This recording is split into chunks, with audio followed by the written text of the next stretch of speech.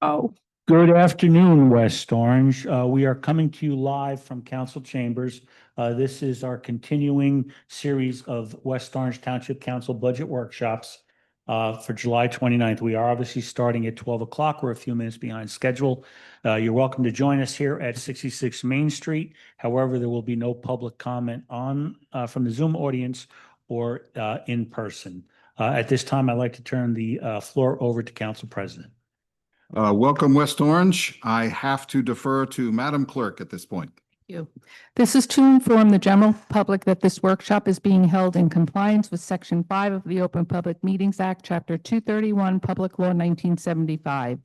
The notice for this workshop was emailed to the West Orange Chronicle and the Star Ledger on July 25th, 2025. Councilwoman Castellino, she'll be here shortly. Councilwoman Rudin, Councilwoman Scarpa. Present. Council President Krakowiak. Present. Thank you. Thank you, Madam Clerk. Welcome, West Orange, to our 9th budget workshop for the 2025 municipal budget. The draft budget from the mayor proposed to raise municipal property taxes by 6.2%, and we have substantially made it more efficient with savings to lower that increase. If you want to follow along, please go to the Township website, westorange.org. Use the search box in the upper right hand of the page, type in budget, then click on the first result for budget, and you'll see the mayor's draft budget, excuse me, not the mayor's draft budget, but Mr. Detiniak, our CFO's budget dated June 27th? July 22nd, 2025. Close enough for budgeting purposes. Mr. Detiniak will presently take you on a guided tour. We are not taking public comment tonight. If you want to comment or ask questions, please send an email to council@westorange.org, which, despite what you may think, also goes to the mayor and several people in her administration. If you want to send just to the council, send it to one of us and ask for distribution to each of us. If you need email addresses, search for council on the Township website. Recordings of the workshops are on the Township website. Find them by searching for Video Gallery. We have been having Citizens Budget Advisory Board members to join us on the dais to join in the discussion. No one is available at midday, so we will not have them here today. Excuse me. Just want to ask everyone to try to speak into the microphone and speak as loudly as you feel comfortable. If you are a council member on the Zoom, please raise your digital hand so Mr. Fagan can see, and then wait until the chair recognizes you. When you're finished, please say so. If you want to be formal, you can just say, "I yield." If you want to just be normal, you can just say, "I'm finished." It will greatly speed up things. And lastly, I urge everyone to consider time efficiency in their comments and questioning to be sure what you say is necessary. The faster we carefully go through the budget, the better. Mr. Detiniak. Thank you, Council President. As you stated, if everyone at home watching on Zoom can see, this is the Township website, Finance Department. If we click on Budget, it'll bring you to a screen here. We've had various iterations of the budget. This is the most recent, July 22nd, 2025, and the one we're going to work off of today. In the previous hearing, the council has voted on more than several. Many of the pages of the budget document, and changes were made. Those changes will be reflected in a budget amendment to go before the council in a regular public meeting at a later date. Hopefully this loads up for everyone.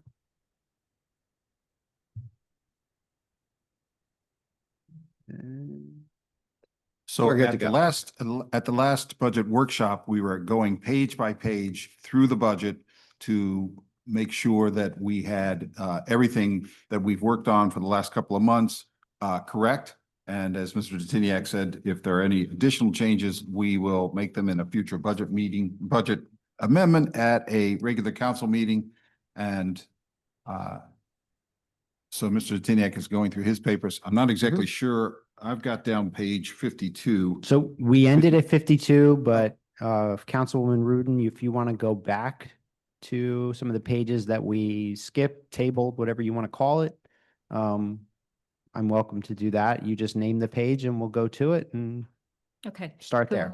So, do you have the to-date spending? I do. I have Okay. all the to-date Fantastic. spending as of today All in right. front of me. So we had pulled page 30 for public defender. There was an increase and we just wanted to see what the actual pay to date was. So page 30, I think, is for the relief public defender, not Yes. okay. Just so everybody understands who might be following along online, that this would be the person who would be substituting if our public defender couldn't attend. I think that's correct. So to date, our spending for the relief public defender is $0. Okay. There we go. So, I would like to make a motion to reduce that to 5,000. I'll second. Oh, Is there, reduce it down to 5,000 or reduce it 5? Okay. so we have a motion and a second. Is there any discussion? I would like to get the administration's response to that. I realize this may be something that the court, that the municipal court might want to respond to, but I would like to hear what you guys have to say about. Well, being that it's 8 months into the year, I don't know what the remainder of the year is gonna be, and what they, and this is for relief. I know that the courts have just opened up again, with Judge Donahue covering for Judge Dowd.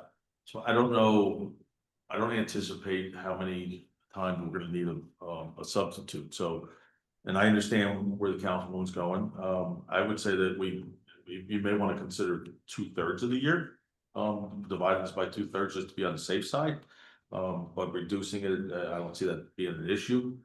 But that's the only thing that's just thinking logically, how much it is a month, whatever, or, if we go down to 5,000 and we need more, we're gonna have to come back to you and ask for it. That's the two trains of thought here. So whatever the pleasure of the council is, we'll make it work. And if we have to, we will come back to you. So that's my. Mr. Tiniak, I don't want to put you on the spot if you don't have last year's numbers, but it might be helpful to compare last year to this year. Last year, according to this, the full year was a little 18,000, a little bit more than that. Yeah. That we So spent. Oh, go ahead. last year was charged out and moved into the Public Defender Trust. So, we could absorb a cut this year with the hope that next year we restore it because we're going to be spending the trust money down. So I'm okay with the reduction. Council President, quick math, 7,500 would cover about 4 months worth if we were divided by 12 equal months. So it's close to that 5,000. So whatever the pleasure of the council is. So and I'm not doing accounting math, I'm doing this math. So Sounds whatever your good. pleasure is. Any further discussion? Madam Clerk? Yes, sir. Okay, Councilwoman Rudin, Yes. Councilwoman Scarpa, Yes, Council President Krokoviac. Yes. So that's a reduction of 17,750. Correct. So the amended total budget amount would be $5,000. Thank you. thank you very Um, much. We were looking at page 32, which is monies from the, we have our budgetary advisor here. Mr. Alper, welcome. Hey, we'll get back to the engagement and thought was another one, so apologies on both parts.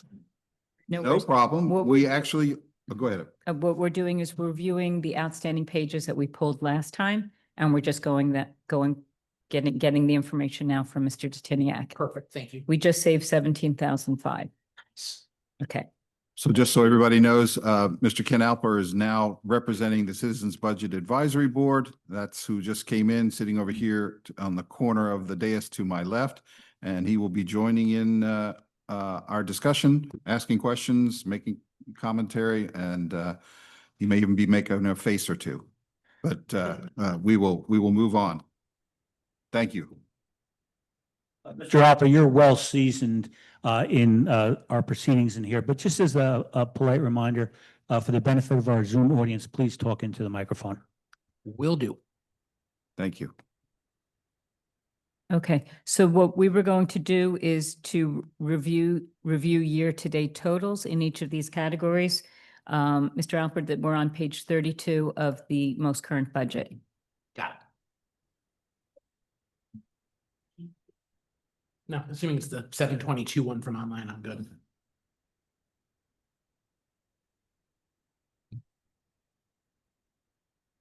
You were going to give us the actual What- year-to-date budgets. Just the total, or you want? First of all, I want to start per- out with the total. Okay. So in total, we have a paid and committed amount of $111,082.96. So that's cash expended, so money out the door. And then also we have an encumbered amount. So the split between the two is we've sent $68,000 out the door via check. And we currently have encumbered POs in the amount of $42,773. Okay. So they're not spent, but the liability has been incurred essentially. Okay, so that's a difference of more than 50,000. Can you- Between what we've recommended, Yes, well, no, it's not as much. It's like a $37,000 difference. it's between 179 and 111. No, we're looking at business admin. Yes. We got it down to 148. That's what Oh, we okay, introduced that. okay, Yeah. sorry. Because we had, in the July 14th meeting, we had some cuts. I think from both the administration and do the meeting, we had some cuts. So we introduced that $148,485. We originally requested $179,000. Okay. And I can go through the individual line items Yeah. if you want.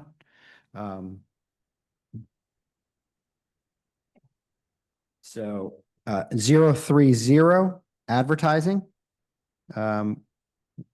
We have a paid or charged amount of $1,020.36. And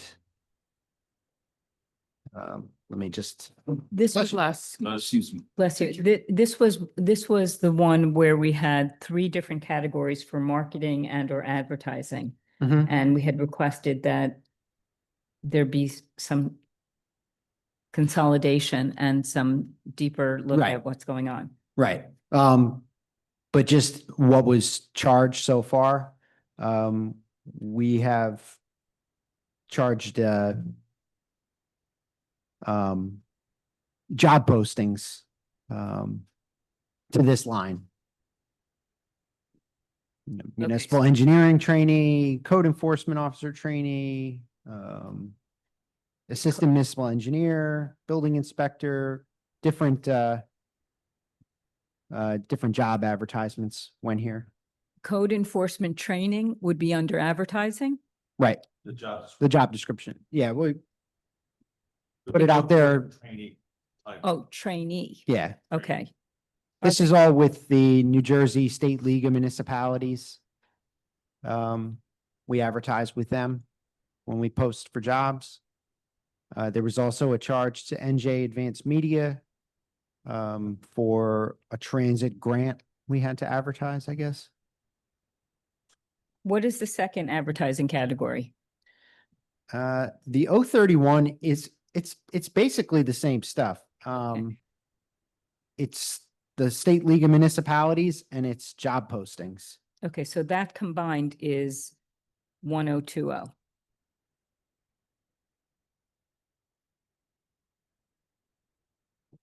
Computer went blank. Was there no recommended budget for 030? So we decreased 030.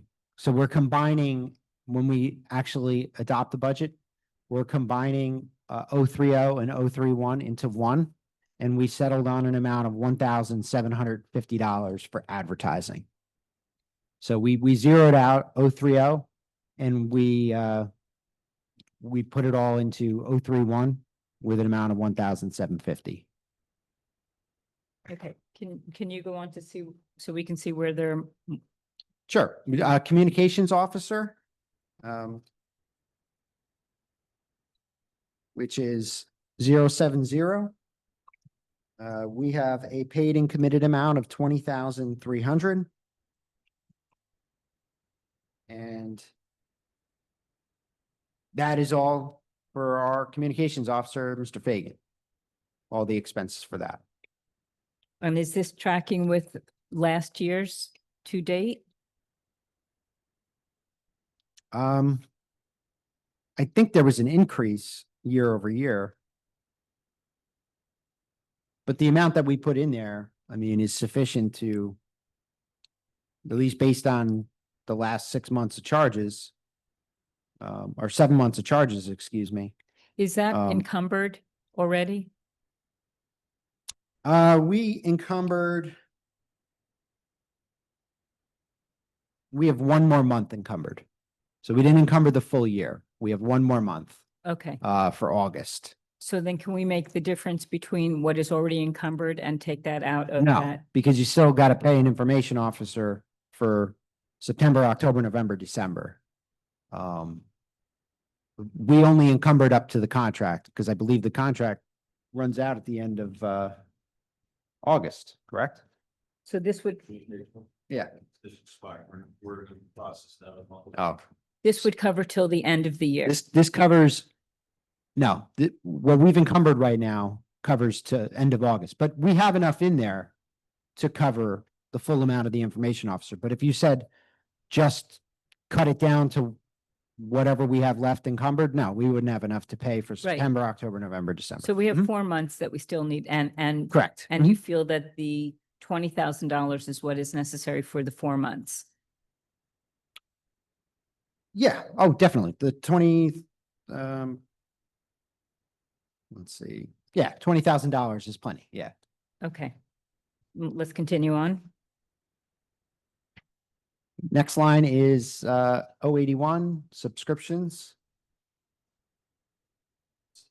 And we've spent $1,082. And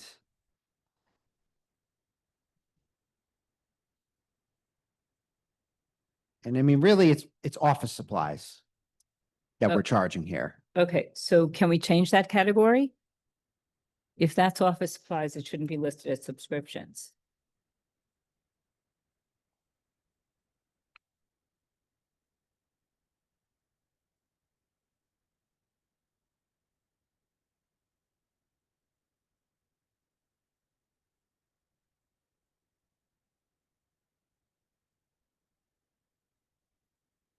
Sure. So, yeah, what we purchased here, we bought banker boxes, we bought toner.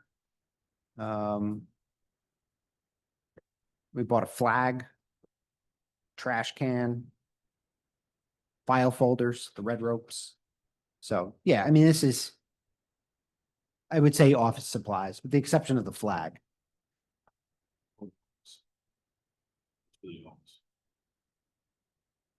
Oh, it was, okay. Okay, so that category will be changed? We can rename it, yeah. Yeah, Okay. I put a note. The township employee education, what has been spent to date?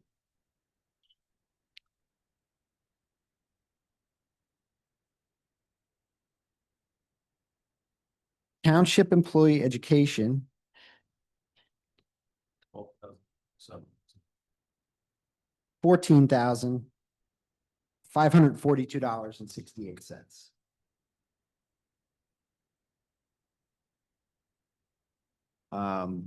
So we have some Rutgers governmental classes. We have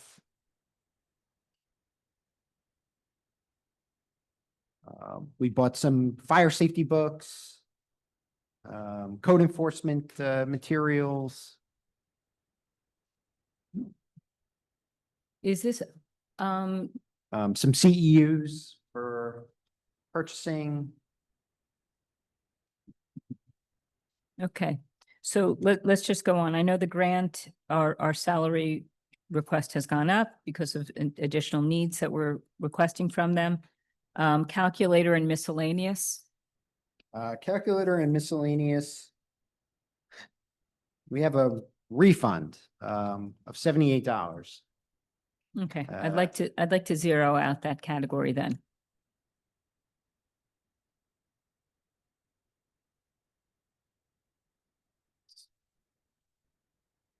So you want to reduce it from 1,500 to 0. Correct. We need a motion and a second. Unless there's a compelling reason why that's a foolish choice. I'll second that. I'm okay with it. We didn't Okay. get it first. Oh, I thought Joyce did. I'm sorry. Yeah, motion. Councilwoman I'll Rudin. make a motion. I'll second. Okay, so 110, to eliminate the $1,500 allocation for calculator and miscellaneous. Okay. Councilwoman Oh, Rudin? just a second, Oh, just a sorry. second. So we have a motion and a second. Is there any discussion? I would like to hear what the CFO and the administration have to say about this before we vote, please. I'm okay with it. We don't have anything spent. We actually had a reimbursement for Zoom and it's the only posting to the account. So it's really a negative number because it's a reimbursement. So there's no activity against it. I'm okay. Okay, Okay. Great. Any other discussion? Madam Clerk? Councilwoman Rudin? yes, Councilwoman Scarpa? Yes, Council President Kukoviac? Yes. The motion carries. okay, for category 200, PR commission expenses. Nothing has been spent. So I'd like to zero that out. I'll second. Well, we have. All right, so I have to call for a motion. She said she'd like to, but she didn't make a motion. So can we make a motion? Okay, I saw that Mr. Alpert raised his hand.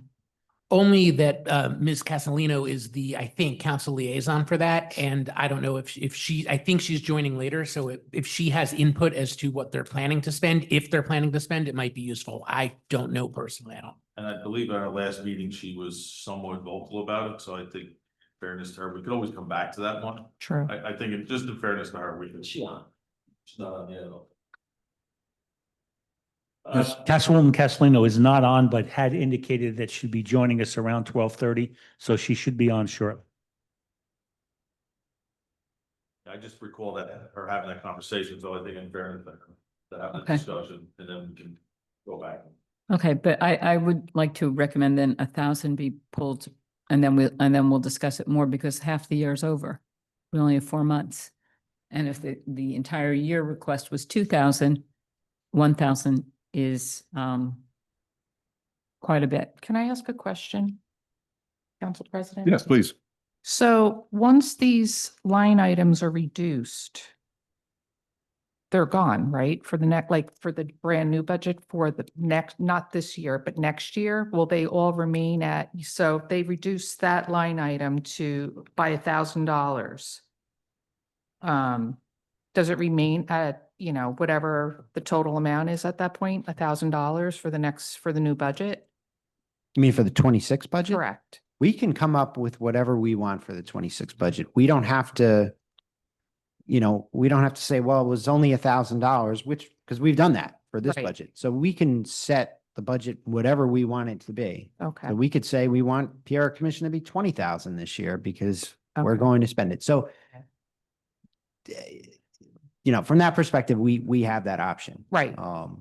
Okay. But, I think you could see of the 40 hours or the 35 hours we've done this, there is always a comparison to the prior year or Right. what was spent, Right. and that Right. becomes the basis for the cut. So that's why, the old timers would say you get 50,000 in that budget, you spend it because you'll never get it back. Right.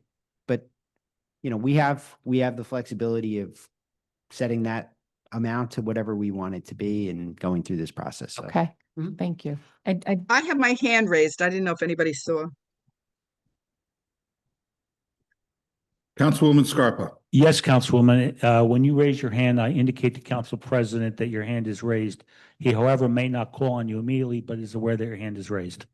Okay, yeah, I just want to say that, we can't continue this practice of keeping money in there year after year and driving up the budget because we're worried about losing it for the next year. And what I think we said we need to do moving forward is each of these commissions have to come to us with a budget and tell us what they need this money for.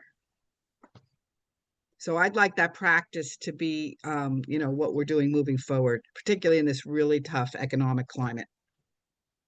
And Council President, just to follow up. with If her I comment. could, Okay. we need to hear from Councilwoman Scarpa that she's finished speaking. I'm sorry. before Yes, I she- yield. Okay. No, I was just going to respond to her. So Councilwoman, just so you know, I did send out an email on Friday to all the boards and commissions. I believe I only received 2 so far. Once I have them all, I'm going to send you their budgets for this year. So I did reach out to Great. them.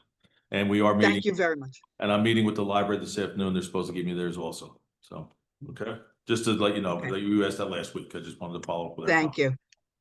Yes, and just to update everybody, we, at the last budget workshop, we had an extensive discussion about how we were apportioning budget money for the various boards and commissions without having anything from virtually any of them. So we did seem to have consensus that we should implement the practice where a board in a prior budget year should make their request to the council and the administration so that they can be included in the deliberations. If they're not, there's a much smaller chance that they're going to get any funding. But we have to get more of a process in here so that we know not only what money might be requested by the boards, but also to find out what the heck they're doing. So I think we're pretty much agreed on this. So I just want to go back to one other thing. It appears, Madam Clerk, that we have a motion and a second, or do we do? Then we said, we would wait or there was some discussion about waiting for Councilwoman Cassidy. Yes, but if we've got a motion on the floor, we need to either rescind it or table it. Okay. Okay. So So I made a motion, given the fact that there are only 4 months left, and the request was for 2,000 to half it to 1,000. So So that is your motion. that's my motion. Okay. And if And Councilwoman Castellino can speak more to that when she comes in, we will, make an adjustment if needed. But I think this is all that's needed for the rest of the year. Okay. I will reach out to her now and get an ETA from her. Okay. Okay. So Councilwoman Rudin did not rescind her motion. I did. So the motion is on the floor. So we either have to rescind it or we have to move it forward. But I don't think it's appropriate to move it forward when Councilwoman Castellino is not here. So I need Councilwoman Rudin to either rescind her motion or at least amend it to a table until a time when Councilwoman Castellino can speak to this. Well, honestly, I'd like to just keep this, given the time frame that we're coming towards the 8th month of the year, and this was a yearly request. So that seems like a reasonable cut. If she feels that it needs to be cut more, then we can address that. So, or add it back. yes, We need a super majority to add it back. we'll all 4 be here. Well, So I would second. yes, super majority of the quorum. Go on. Mhm. She seconded it. Yes, I second it. All right. So we're going to take the vote on that. Councilwoman Rudin, Yes. Councilwoman Scarpa, Yes, Council President Kukoviac. No. Okay, the motion carries.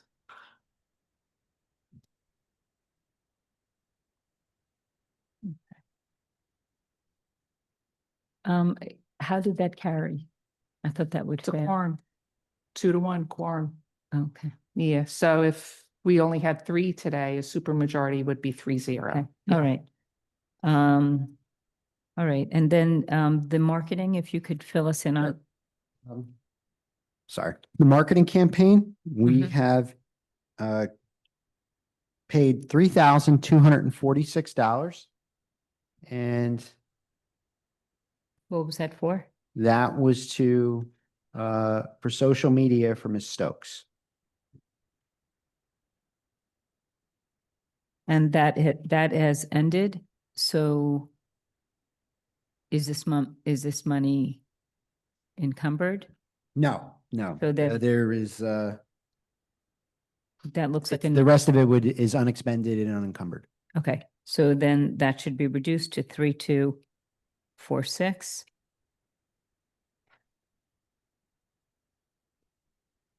And I make a motion to reduce that to 3,246 since that money will not be spent.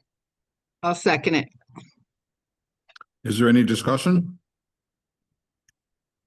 That's a savings of 1,254.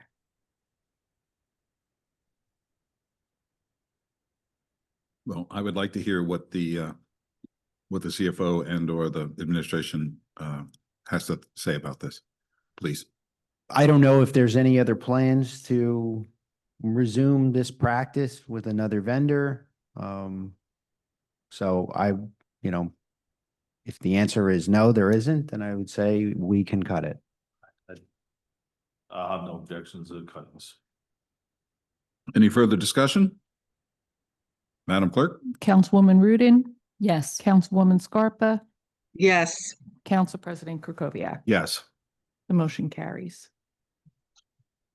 okay, and then the township physician, I am confused because we have a contract with Dr. Kelly for 1,500. And I just like 15,000. 15,000, I'm sorry. So we have paid or charged $15,590. Paid in cash has been, and check, I should say, paid in check is $7,590, and we still have $8,000 encumbered. Okay, so that's more than, what is that extra 590 going towards? Since the contract is 15,000.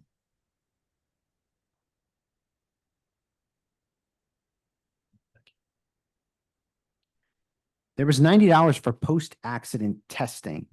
That went to the care station, but was charged to this line. So not Dr. Kelly, but that one was for care station. Okay, in the future, can you separate out the township physician and any other extraneous medical services such as care station so that we can see what's happening? Please.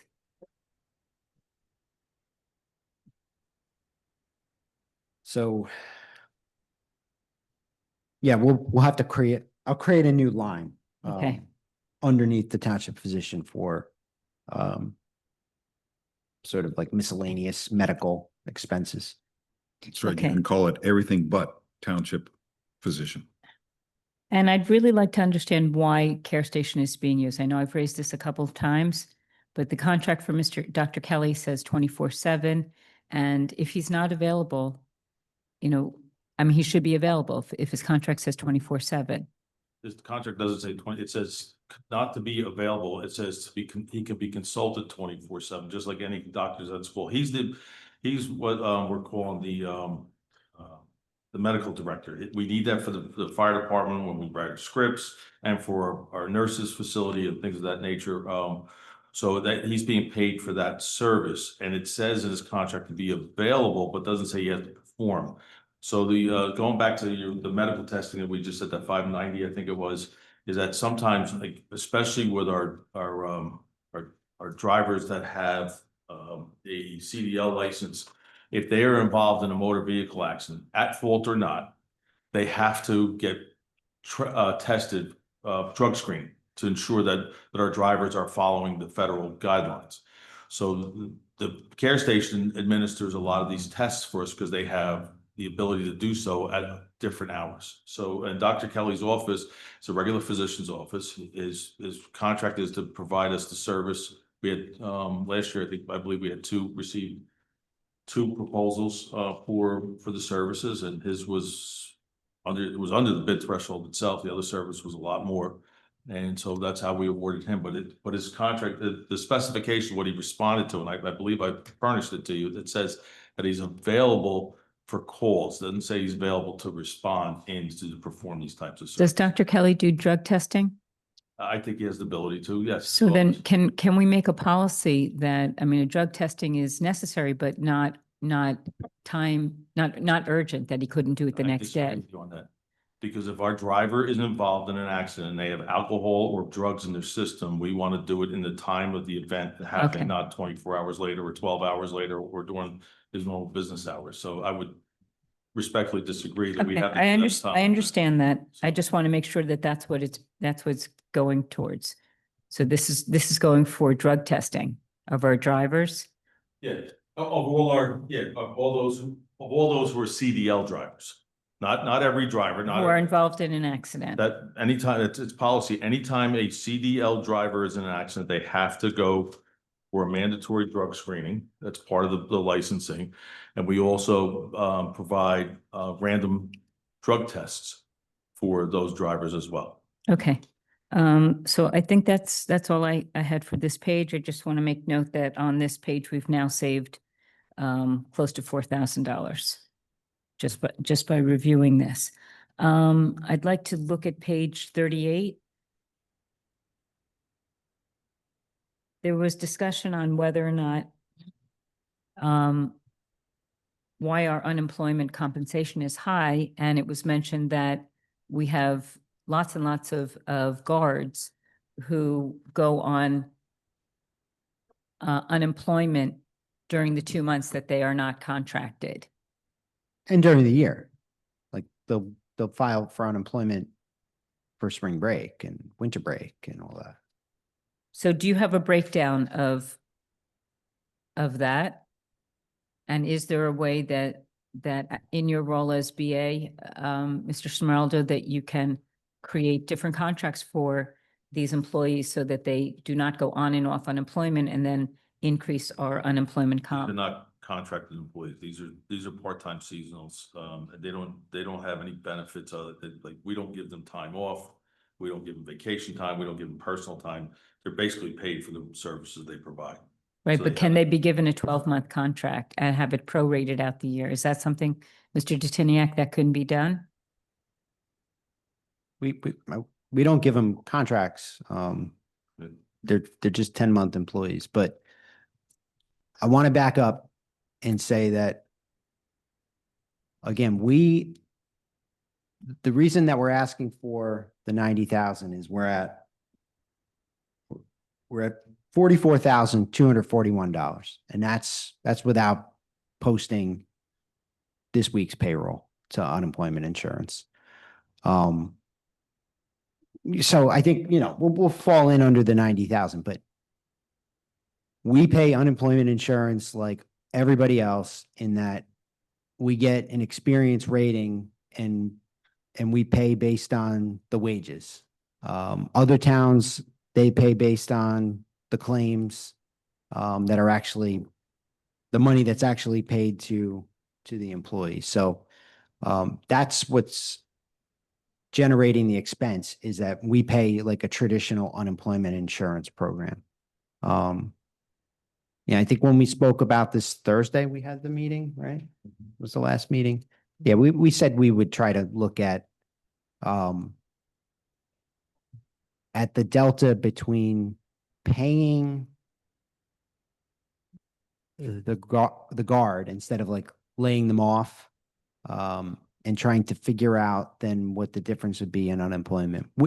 That's only a few days ago. Like, it's going to require some time to do the math on. But if we're just talking about, like, do you want to cut the 90K? No, you can't cut the 90K. We're tracking like right there at 90K. I mean, we're a little bit over 6 months, so we're going to have a little bit of, but we're at, like I said, $44,241.32. And that's without posting this week. That's all I'll say with that. The issue that was raised was more of a policy. Are we contributing to our higher unemployment costs by having this policy of having guards be paid out 10 months going on? Now you've mentioned that they also go on for spring break. Yeah, et cetera. they'll file for a day. So that practice is that increasing our unemployment compensation insurance rates? Sure. But then the offset is, all right, now you pay them for the days they don't work. So you're paying them for spring break, you're paying them for winter break, you're paying them for the holidays. So we'll do the math to say, what's the daily spend on a guard? And it's going to be pretty substantial because it's, we're paying like a percentage of what they would get in an unemployment claim, essentially. Right. So But I wasn't suggesting then paying them for holidays. I was suggesting just spreading out the 10-month salary over 12 months so that they are not eligible to apply for unemployment for this particular job. And I also wanted to ask, yes. well, they're hourly. I understand. Yeah. So a suggestion that came out of the Budget Advisory Board that might assist, and maybe not for immediately, but is the idea that maybe some of these employees could be seconded in the summer months to the rec department or somewhere else that needs part-time summer employees so that they can remain a full-time 12-month employee of the township and not have to go on unemployment for those 2 summer months. If I could interrupt here, Mr. Alper, I appreciate your contribution. The chair is responsible for running the meeting. The next person to have the floor is Councilwoman Scarpa. So, Council President. Please hold on to this thought and we'll come back to it. I'm sorry? Pardon the interruption. I just want to advise Madam Clerk for the record that Councilwoman Castellino has joined us online. Thank you. Thank you, Mr. Fagan. Councilwoman Scarpa. Yeah, I just want to say I really like the idea of looking at this as a whole and maximizing our workforce. I really do like the idea that the Citizens Budget Advisory Board has. I think that might help us cut some of the costs that we have, even in the recreation department, with all of those part-time workers. I think that's something that needs to be looked at. When I asked about that, I was told it was a mulligan stew. So we really have no way to assess that at this time. And I think we need to find some economies of scale and better manage our staffing. So that is an excellent idea. And I would like us to take a serious look at doing that ASAP. Are you done, Councilwoman? Yes, I yield. Please try to remember to close your comments with something so that we know audibly when we can move on. Now, Mr. Alper, please. I think I may have interrupted you and I apologize, but just wanted to keep things straight. So please. Nope, I'm sorry for jumping in, but you got it all. Okay. If the administration, the CFO want to respond to that, please. So, again, we'll do the math, but if we're keeping them on to do other jobs, whether it's recreation or stuffing bills for the sewer, and we're still paying them an hourly rate. So it's not like it's free and then, okay, now they won't file for unemployment. We're going to pay them. And we're still going to incur the FICA Medicare costs that go along with paying employees. So, we'll do the math, but I'm going to say, like, off the top of my head, it's probably more advantageous to just take the hit in the unemployment because it's a percentage. It's not like a dollar for dollar loss like it would be if we were paying the claims ourselves. So, but we owe you some sort of analysis. We'll try to get that, but I don't think it changes right now what we need to budget for unemployment expenses. Mr. Alper, are you sort of finished with this issue? Because obviously other people wanted to talk, so I just want to make Yep. sure. That's all I have. Okay. What we have now is Councilwoman Rudin has her hand up. Councilwoman Scarpa is ahead of her, so let me call on Councilwoman Scarpa, please. Oh, Council President, I apologize. I didn't move the page for the public viewing on Zoom. So I apologize to the public. I'm now on page 38 on the Zoom. Thank you. Councilwoman Scarpa. Yeah, I just like Mr. Detiniak to factor in that if we are utilizing these employees more effectively, it's going to cut down the number of our part-time staff that we need. And I would like to see us managing our staff more efficiently. I yield. Thank you. Councilwoman Rudin. I just wanted to question whether the part-time employees that you're bringing in to do the stuffing or whatever else, are we paying them or are they Yeah, volunteers? there's no volunteering. You can't volunteer. We either have to give you college credits or we have to pay you. Otherwise, we run afoul of like labor laws. So if you come to us and you work, like I can't even have somebody say to me, hey, John, I don't want OT. I just want to help you out here. I would say, no, I can't do that because I've seen municipalities where that's happened and then they get hit with charges from labor and workforce development and then they pay penalties. So there's no volunteering. You work for us, you get paid. Whether you're 90 years old or you're, a 17-year-old that comes to work for us, you have to get paid.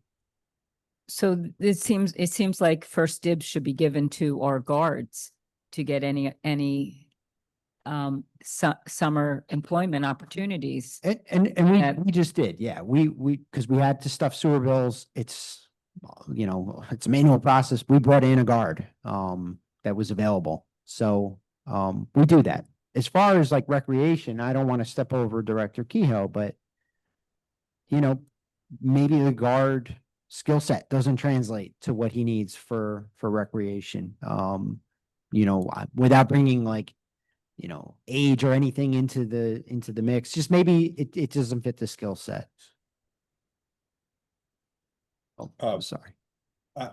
Councilwoman Scarpa, if you could just hold on a second, I think Mr. Okay. Scarpa wants to directly respond to here, so please. So that's the one thing I do want to suggest is that a lot of our guards are aged, retired people who only want to work from September to June, and then they have the summer off, whether go to the pool, the shore, whatever.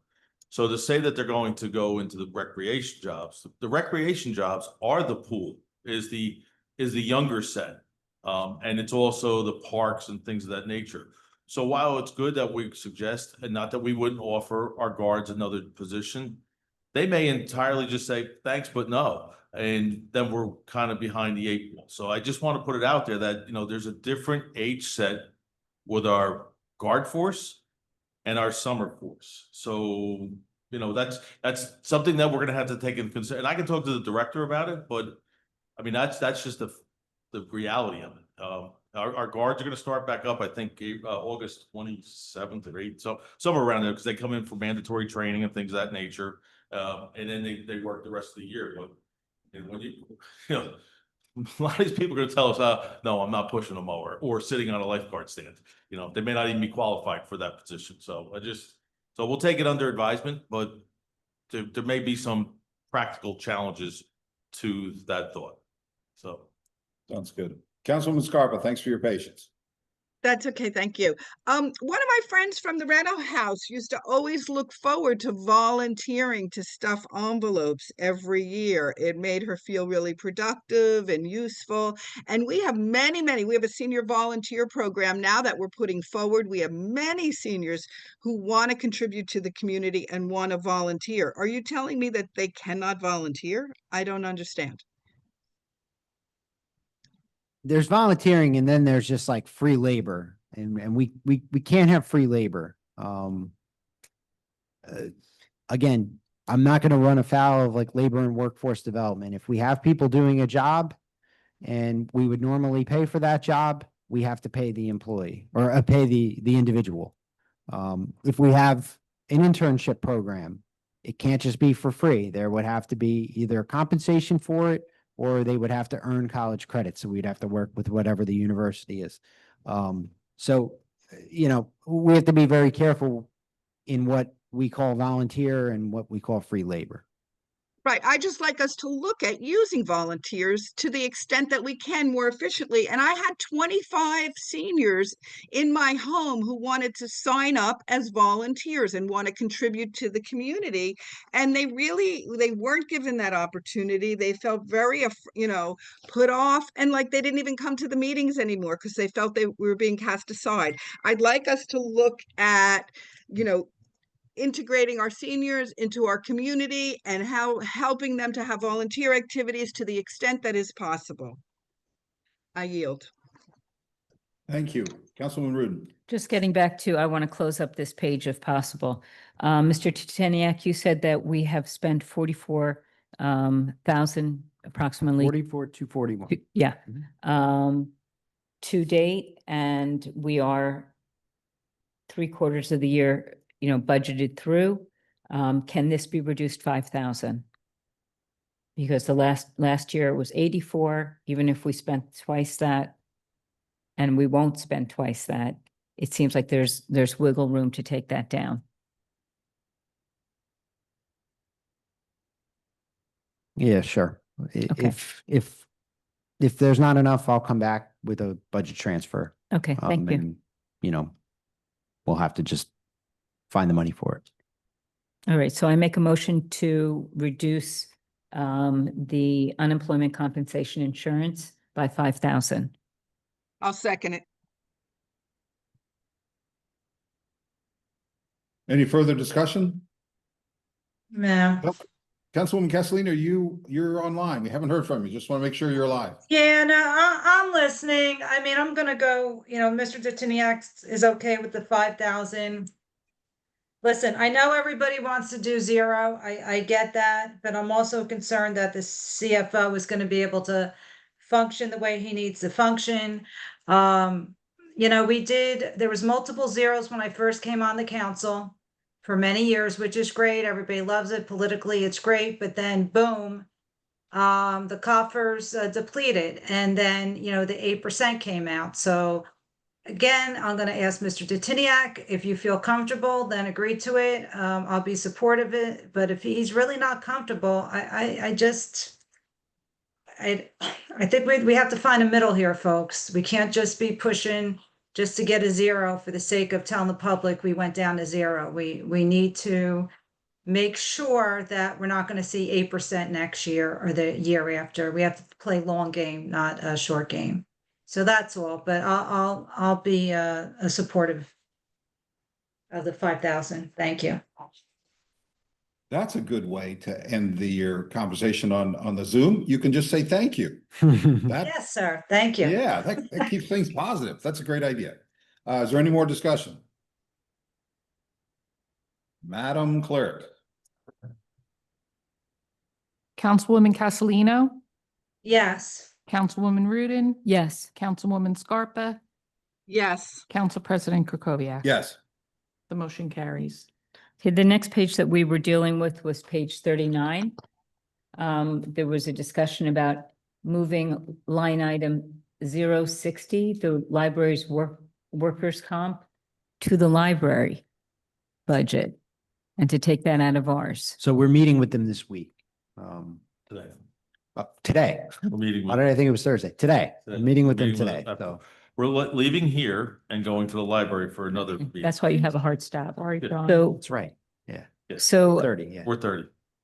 does that really have to be a discussion? Because if we would like to move that to the appropriate budget line, can we just zero that out of ours? Well, what if they don't agree? Well, that's, We're meeting with them Thursday and we're back here Friday, so we Yeah. should be able to provide you an We can answer table this one, maybe? till Can we Friday. table this one? Well, I don't know if we're having anything. Are we having something Friday or no? Yes. Oh, we are. Okay. Yeah. Yeah. okay, we will table this once again. But I think the request from the council is that this be moved to the appropriate budget. Is that a consensus here to the ladies online, the councilwoman online, to table this until the next workshop? I just want to make a statement. I have my hand up. I know Mr. Fagan, I got him last minute. I know he doesn't have a card with my name on it. Yes, he does. We're looking at it right now. He does. Wow, you move fast, Mr. Fagan. Thank you. You want me to speak now, Council President, or wait? Yes, please, please.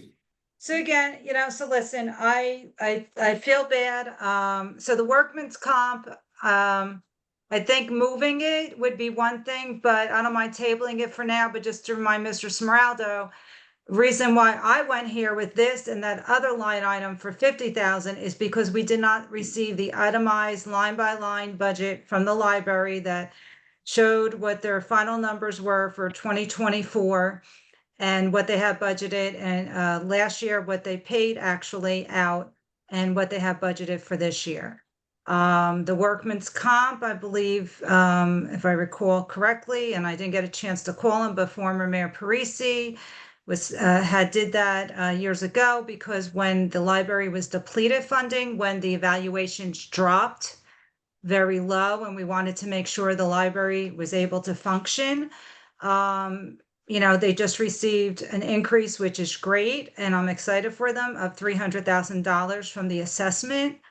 But again, unless I really know what their financial situation is with their itemized budget, if they have any vacant positions there or whatever the case may be, or what their surplus is that they're carrying, I don't think it's fair to ask the taxpayers to give more money unless we know what their situation is. So you're going to the meeting today. I hope you could come back with that line item budget. Otherwise, I'll be a note on both of those line items. Thank you, Council President. Councilman Scarpa, I think Mr. Smeraldo wants to directly address what Councilwoman Castellino said. If for no other reason, then that's not actually on our plate at the moment. And so I just want to close this down and then call on you if you could just be a little bit more patient, please. Okay. Mr. Smeraldo. Sure. So Councilwoman Castellino, prior to you coming on, I did state before that I did send out a message to all the boards and commissions, including the library, to receive a copy of their budgets. I have received 2 so far, and when I gather them all, you're going to get them. I did speak to the president of the West Orange Public Library Board the other day, and she is going to provide us a copy of the budget. And I'll just remind her again today at the meeting. So it has been asked. We are gathering. It's just that I'm waiting, because some of them are volunteer boards. Sometimes the email chain is not as quick as we would like. Sure. So Thank you. I just want to let you know, we are working on getting that for you. I know you are. Thank you, Mr. Smeraldo. Councilwoman Scarpa, thanks for your patience. Oh, you're welcome.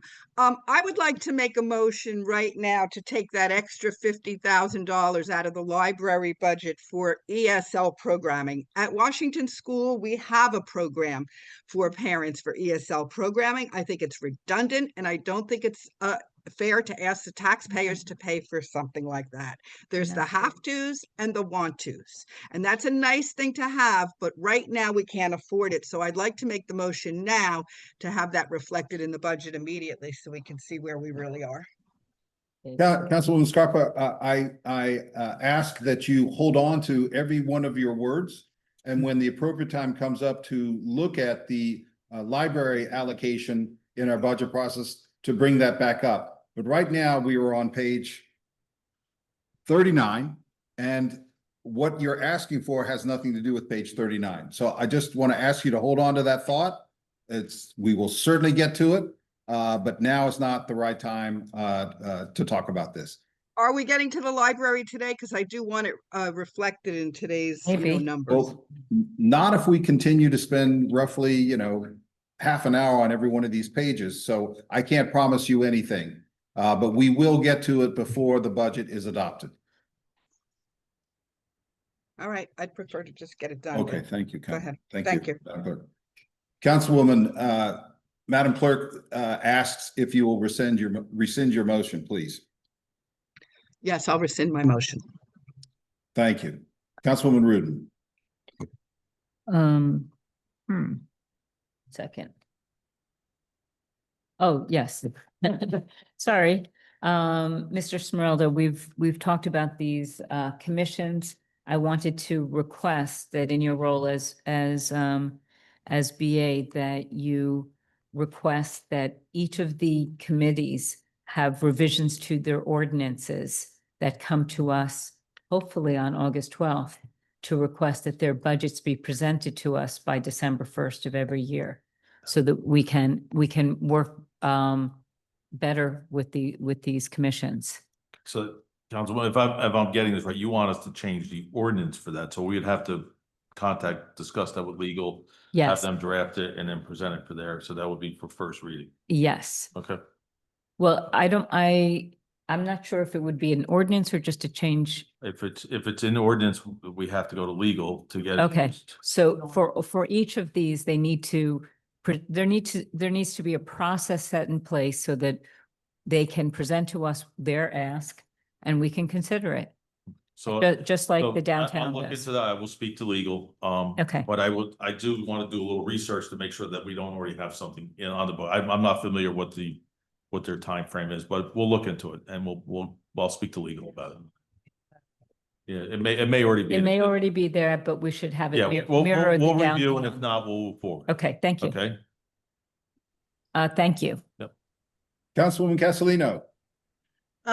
So right now, the process, which I believe whether it's ordinance or related or not, is, for example, the Public Relations Commission has an item that a project that they're working on, and they need, say, $300 for that project. I know the commissions, and Madam Clerk could back me up, they're supposed to put in a purchase order with the township. And then that gets reviewed and approved by the mayor. And then they're able to receive funding. But that's when they're doing the event. It's not in the beginning of the year when they're planning. I mean, most committees, they should be planning in the beginning of the year. So as far as I know, that's what is in process and play now. Whether they all follow that process, I do not know, but I know that's how the Public Relations Commission has been operating the past few years since I've been on it. I believe Thank that's you, correct. thank you, Council President. Certainly. Councilwoman Rudin. So, Councilwoman, while you were not online, we did discuss compensation to the PR committee. Hold on just a second. Hold on a second. We're discussing one subject and now you want to move to another, but I'm not sure we're finished with this discussion. Are we finished with this discussion about changing the ordinances? Yes. I'm going to do my research and get back to you. Yes, I said thank you. Okay. Okay. So now, next step. please. So, Councilwoman Castellino, we had talked about whether or not there was money needed for the PR commission. Are you saying that they need $300? Not right now, they haven't met, and I don't know what they're planning in September, but to your point, as far as this budget's concerned, I don't know what they're gonna need. Right now, there isn't anything slated that they would need funding for. That may change in September. So I don't know how you would want to proceed for the rest of the year. That's why I thought we agreed to the $500 to give everybody something in their budgets. And, until we change the ordinance. Okay, let me just try to set the stage. Councilwoman Castellino, before you came on, we addressed this issue as part of going back on outstanding items that were left over from the previous workshop. Yeah. And there was extensive discussion, and there was actually a motion that was made and seconded, and there was a vote taken with the idea that whatever the reduction in the budgeted amount for the PR commission was done, that you would have a chance once you got online to get a full understanding of what we had done, and then see if that's something that you wanted to discuss further and perhaps move for another vote. So, I'm fine. Oh, sorry, Council President. well, there was actually a cut made to the proposed allocation to the PR commission with the idea that we would come back to it when you came onto the Zoom. Okay, So you may be responding before you have a fuller understanding of what actually happened. I'm just going, now that Mr. Detiniak is back in his chair, just perhaps ask him to summarize the impact to the budget so that you can decide whether you want to address this again. Does that sound fair? This is for okay, I don't want to take a lot of time. Yes, Council President. Mr. Detenio, how much, I don't think they spent any money this year, correct? The Public Relations Commission? they did not, no. Okay, so Councilman, I'm confident that we're good with $500 left in that budget. You want to keep $500 in there? Okay, That was so my that- understanding from the last meeting, and I'm sure that's more than enough that they'll need to get through 2025. So can I make, Excellent. So, Mr. Detiniak, what was the budget line item reduction in the previous vote that passed 2-1? I think it was to cut $2,000 out of the allocation. no, was it was Oh. to cut 1,000, from 2,000 to 1,000, we can now cut another 500.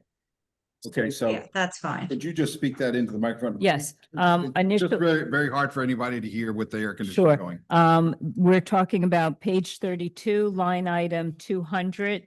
It's PR commission expenses. We initially voted to reduce it from 2,000 to 1,000 based on the information that no money was spent.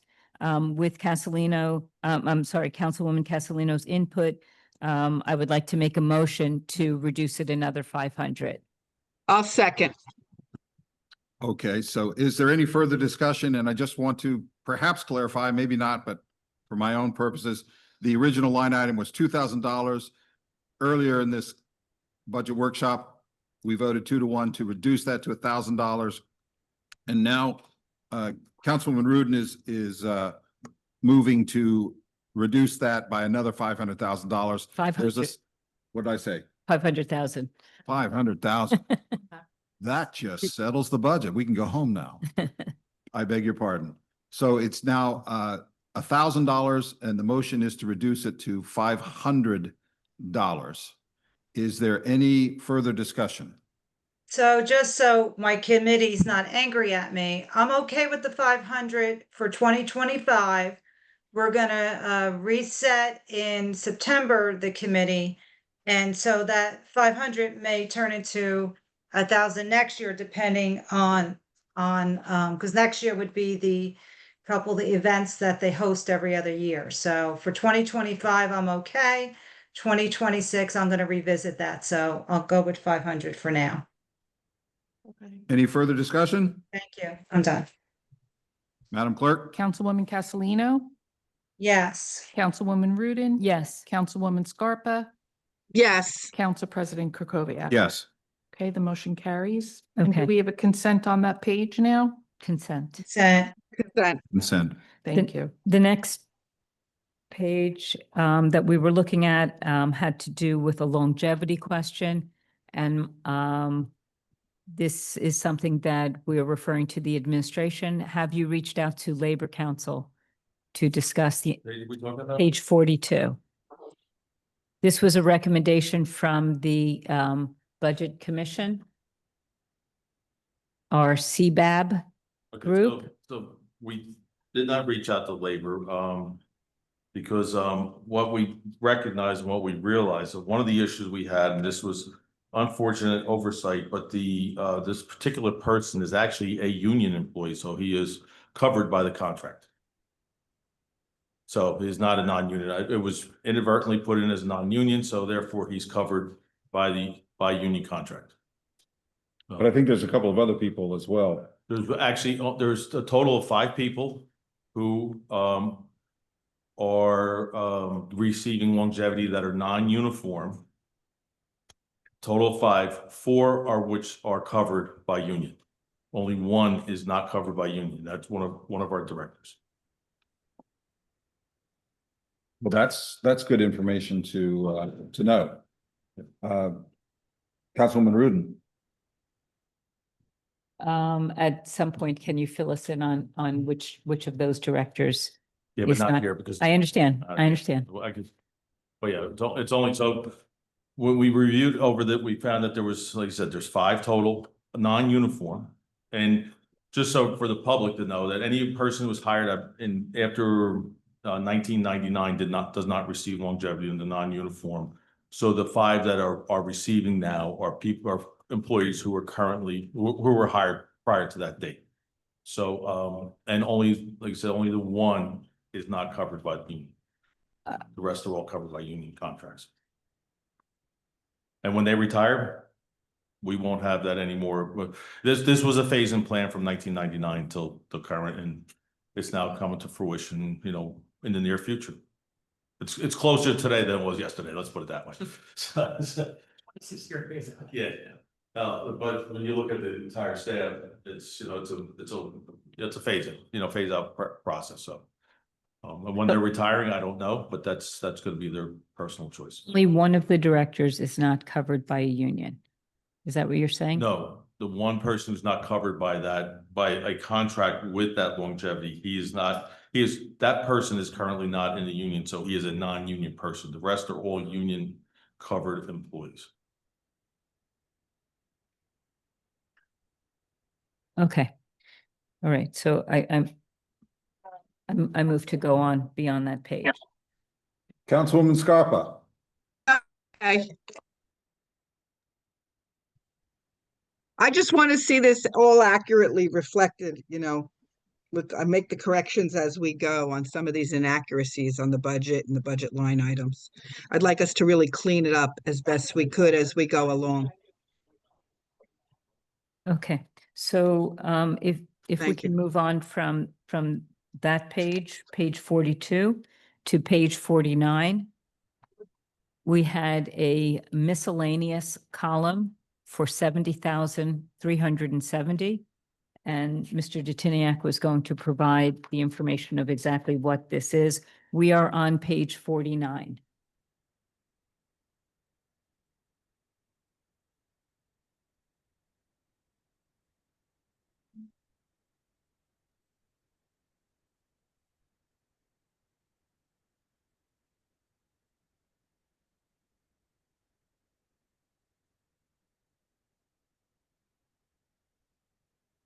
This is in the tax collector budget. No, I'm just saying for the public.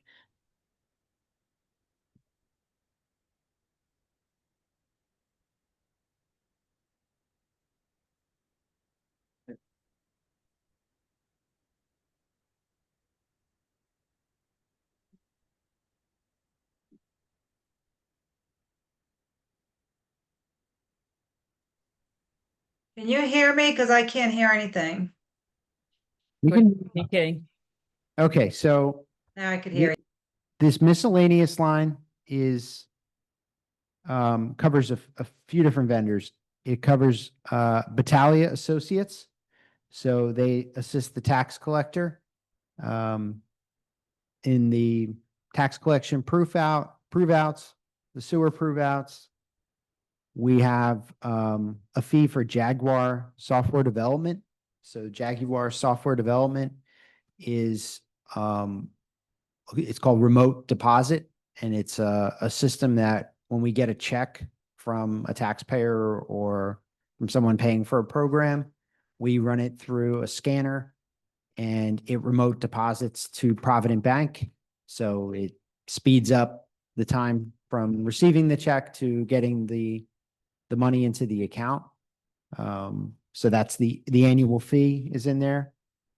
And we pay for the ACH transactions for Munidex. So all of the tax transactions, there's any of the online payment, we pay for those fees. So there's $9,729 for the first 6 months of 2025 in there.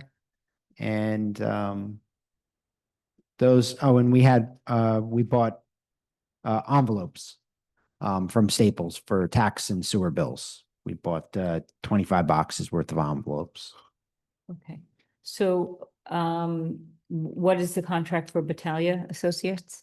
So we typically spend somewhere between $1,500 and $2,000 a month for Battaglia. What, Sometimes it's less. what have we spent to date? To date in the account, we've spent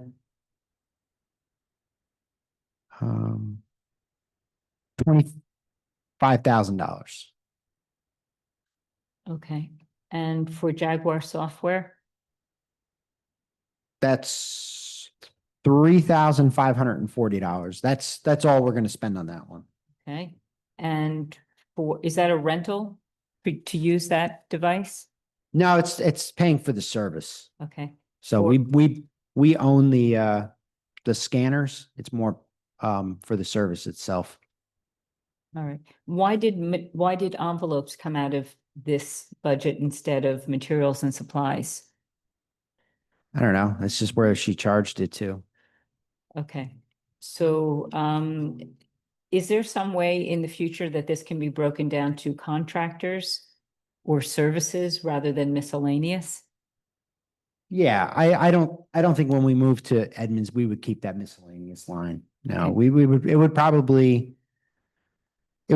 be, Edmonds likes to use contractual services. They differentiate between professional services and contractual services. So I would say like Battaglia would stay in the professional service line item, and then Jaguar and Munidex, well, it wouldn't be Munidex anymore, but Edmonds and Jaguar would be in the, oh, thank you so much, Okay. in the contractual. So, yeah, when we move to, we're going to try to eliminate any miscellaneous when we move to the new system. So what's the total spent year to date? For this particular line item, Mhm. it's, what did I just say? $24,364.75. Okay. Is there any, and I understand that you're going to need more money for Battaglia Associates? Correct, yeah. Hopefully, envelopes won't be coming out of that. You spent 24,000. Can we reduce another $20,000 out of this? No. So even if we charge envelopes to materials and supplies, we don't have enough in there to buy more envelopes. So just taking out of miscellaneous, you're taking it out of everything. So I'm not really following that because you've said that these are the four categories that were in this budget. And envelopes, how much was spent on envelopes? the last time we bought them was $675.25. That was for 25 boxes. Okay, can we add that into materials and supplies? Are we going to be doing another large mailing? Yeah, we're gonna mail again when we do Q4 and then Q1 and 2. Okay, so how about if we increase the budget for materials and supplies and reduce this based on actual usage?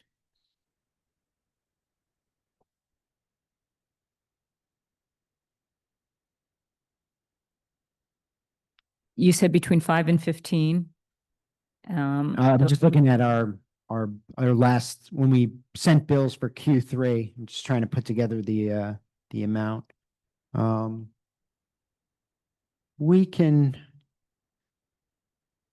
keep, we don't need to increase material supplies. We'll just keep a charge to printing, tax, and sewer bills. We'll have enough in the 17,368.03 that's in there, so. We can cover that, and we can charge any envelopes to there as well.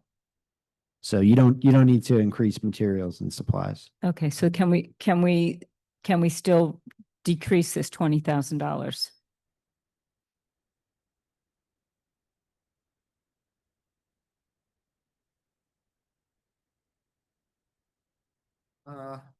Yeah, we'll Okay, be thank you. fine. So, You're never gonna get to zero, though. okay, that's okay. You're never gonna get to. That's okay. I would just like the budget to reflect what our actual usage is. So I make a motion to decrease item 070 by $20,000. But before you do that, I'm Councilwoman sorry. Scarpa's, no, that's Maybe okay. there's discussion. Councilwoman Scarpa had her hand up quite a while ago, and I just want to make sure that we recognize her before you make the motion. Councilwoman Scarpa?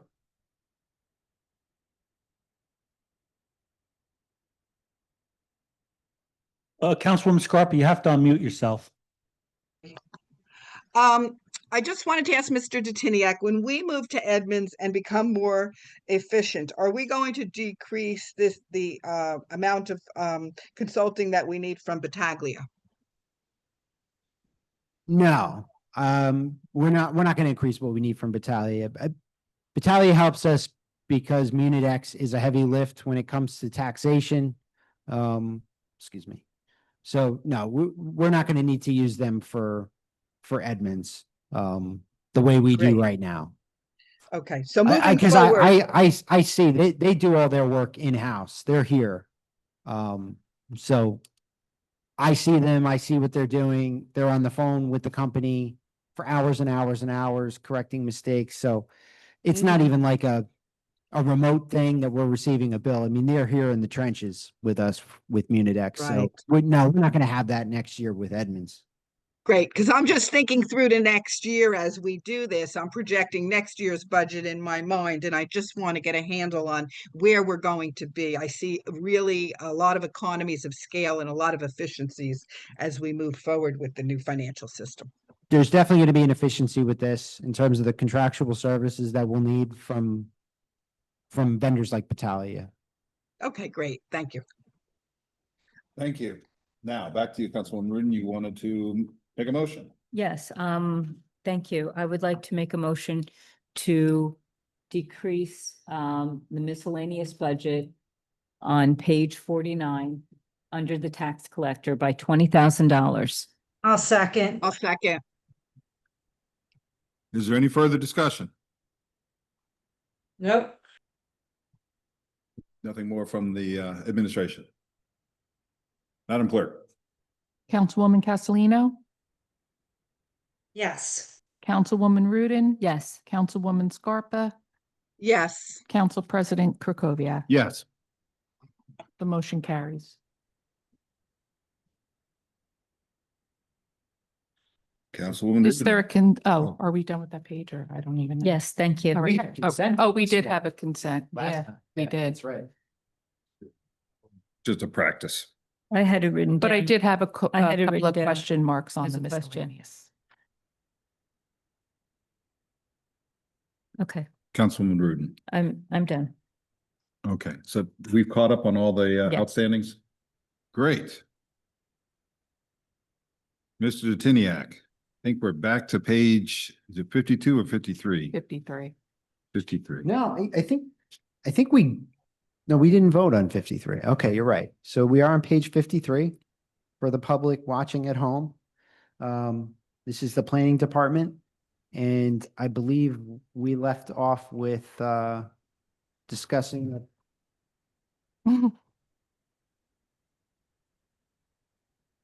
Oh, I'm sorry. Councilwoman Castellino, sorry. Yeah, so we left off with changing the position code for the full-time professional planner. Right. And we had a discussion about the salary ordinance.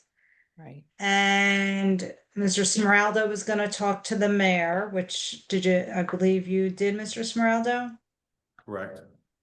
And where's the mayor stand with changing the salary ordinance at this time? The salary ordinance will be presented at the time that we said it's not gonna be at the next meeting. We have to prepare, we have to discuss it, and that's the position of the mayor. As I stated to you earlier in a conversation, the mayor is in favor in principle. Once this budget is passed, then she's gonna move forward with it in principle right now. So, and that's where she's leaning with it. It's nothing has really changed from my comments from the last meeting. So it's everything I said was in fact what I said, and it's So I pretty guess much what stands the same. Okay, so I guess what I need to know is what will the code be? If we're not gonna do the ordinance yet, what will the code be? But When we're we- gonna, we're gonna call the person the planner in the code, and we'll change. I believe that's the code. We're gonna change it, and we'll change it appropriately and accordingly to based on what is approved here through the budget process. So I don't even know if we'll call it professional planner. We may just call it planner or whatever we'll refer to the civil service also, because since we are a civil service community, we'll look at what's the most appropriate and see what's required with that. Right, so I'm gonna recommend that we leave this open till we get feedback on the finalization. Because again, my concern is not having a, unexperienced planner, but somebody seasoned. And the job description, so I'd like to leave this open until I see the job description from administration. That's my recommendation to my colleagues. Thank you, Councilwoman. Are you finished? Yeah, oh, thank you. Yes, thank you, Council President. Sorry. Councilwoman Scarpa, yes. Yeah, I'm just not comfortable with the answer that I got, and I don't trust anything that's not in writing, and I want to see that job description to reflect what we actually need in a planner before I would agree to vote for it. Are you done, Councilwoman? Yes, thank you. Councilwoman Rudin. I would like to request from both of my colleagues who are virtual to put an end date on your request so that we can get a description and move forward with our budget. I've had said 30 days was reasonable. So you had said 30 days a week ago, so we're now talking about 21 days Exactly. to get a job description. So I'd like one of you to put that request out. Okay, I'll say I'd like to make a motion to have that within the next 21 days, to have that description and to have that planner properly coded. Yeah, I don't think we can make a motion to direct the administration to do anything. If we want the administration to do something and they don't want to, for whatever reason, it's their prerogative. And if we want to force them to do that, we're gonna have to pass an ordinance. So I don't think that's what we're talking about here. But in terms of the long term here, if we do not get what we want, we will not adopt a budget that has that line item. I think I hope it's clear to everybody that if the council and the mayor cannot collaborate and agree on this, then it won't be in there. And again, as far as I know, there is nothing that the council can do under our form of government to force the mayor to do any of this. And she has to agree to it. We can fund it, but if she doesn't agree to do it, it doesn't get done. And that's sort of why we're here after, not having a person in place for years and years. Did I correctly describe that? Okay, please, Mr. Council Sardo. President, just to assure Councilwoman Scarpa, I would hope that you do trust me, Councilwoman, because I am pushing behind. I said this at the last meeting and I'll say it again today. I am pushing this along because I know it's the request of the council. I have had consultation with the mayor. I spoke to the mayor the next day about this very conversation. I explained to her what I said, and I told him that, it's still her prerogative. And when the mayor if she agrees to this, then we will move forward. And so we are having those conversations, and I can assure you, and I hope you trust me in this, that I am pushing for this. I would like to see this because I know this is the will. We're trying to get things moving along, and we are trying to build that trust with one another. So I just want to make sure that you understand that I'm telling you this from me. I'm not speaking on behalf of the mayor, that I'm looking to help drive this along as well. And and when the mayor gives me the green light, who I report to, that's when we move forward with this. So, and that's about as fair and honest as I could be with you at this point. Yes, and just to follow up on that, okay, so Councilwoman Scarpa, why don't I just let you go ahead and speak? And then, Yeah, I just want to tell Mr. Smeraldo that I very much appreciate all of his efforts, and it's not a matter of whether I trust him. I'm a businesswoman. I put everything that I need in writing. And trust, trust is one thing, and I know you're doing the best job you can, but I want to see it in writing, and I know that we have the ability to defund any item on this budget if we are uncomfortable with the way it's being presented. I'm done. Understood. Understood. Councilman Castellino. Sorry. So, Mr. Smeralda, I want to thank you, because I know you have been trying. What I'm disappointed is that for years I heard, can't get a full-time planner, because of the cost, because of the course. So we had consultants, and again, they were just as expensive as a full-time planner, and not having a dedicated person sit in town hall 5 days a week has cost us severely. So now we have the crisis with the affordable housing.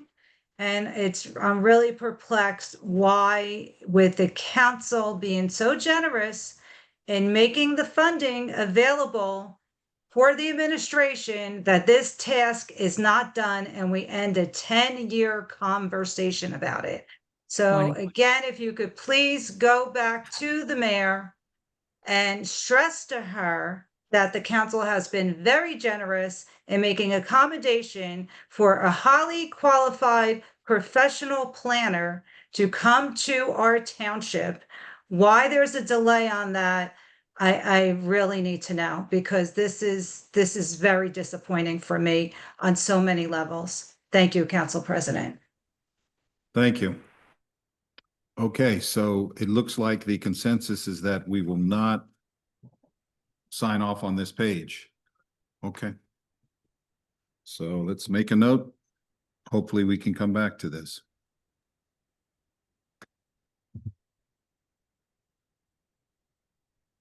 Okay, page 54, Planning and Development Director. Did we talk about this one? Why do I feel like we talked about this? Because we did. We did, right? Yeah. Yeah. Councilwoman Castellini, would you like to refresh everyone's collective memory, please? Yes, I think we discussed, I'm just getting my page caught up here. This is, yes, line 070, Township Planner, $30,000. I think I made a motion to remove that off that page. Yeah. Yeah. Did we vote? I'll second. No. On this page. Yeah, well, I'm gonna make a motion to remove that today, Council I'm President. gonna second. Okay, we have a motion and a second. The motion is to remove line item 070 Township Planner. Is it? Oh, we already have voted. I don't have it in this budget that we're looking at. Have it here, it's a 3-0 vote.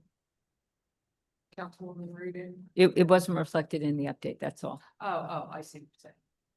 So we did vote on it, Karen? Yes. Can we vote again? Just, I don't remember. Yeah. Safe, but yes, that's fine. No further discussion, correct? We can move to a vote? Yes. I'm all discussed out, yeah. Oh, no, I was mistaken. I apologize. That was okay. So. So there wasn't a previous vote. We're going to take the vote now. Correct. Sorry. And it's. I make the motion, Council President. Yes, and And it's I been second. seconded. Thank you. Thank you. Councilwoman Castellino, Yes. Councilwoman Rudin, Yes. Councilwoman Scarpa, Yes, Council President Krokoviac. Yes. The motion carries. So at this point, we don't have a planner of any kind.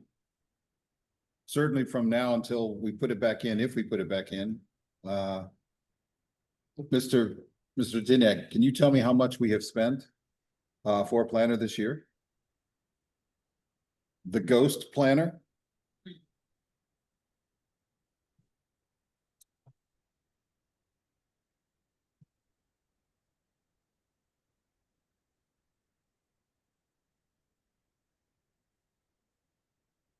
according to the budget, we spent $9,000 last year, $4,600. 4,600. Okay. So we saved another 30 grand. Do we have any other discussion on this Yeah. page? Yes, Mr. Detiniak, can you give us a year-to-date for some of these items? I would like to know for advertising. How much have we spent? $9. Okay. Is there any need to have that budget?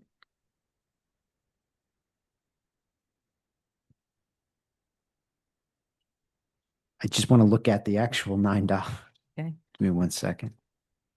Um,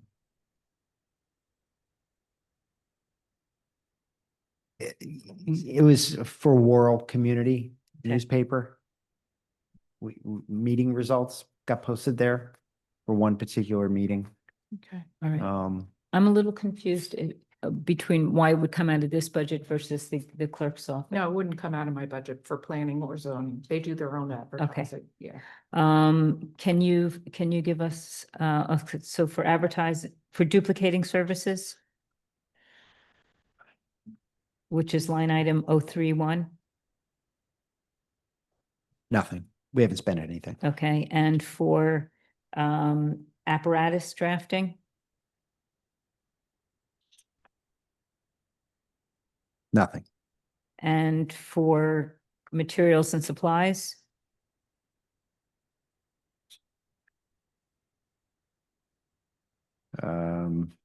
$592. okay, and materials and supplies, That was, Yeah, that we purchased some books from Gann Law. for Yeah. Zoning and land use. There were two books that were Yeah.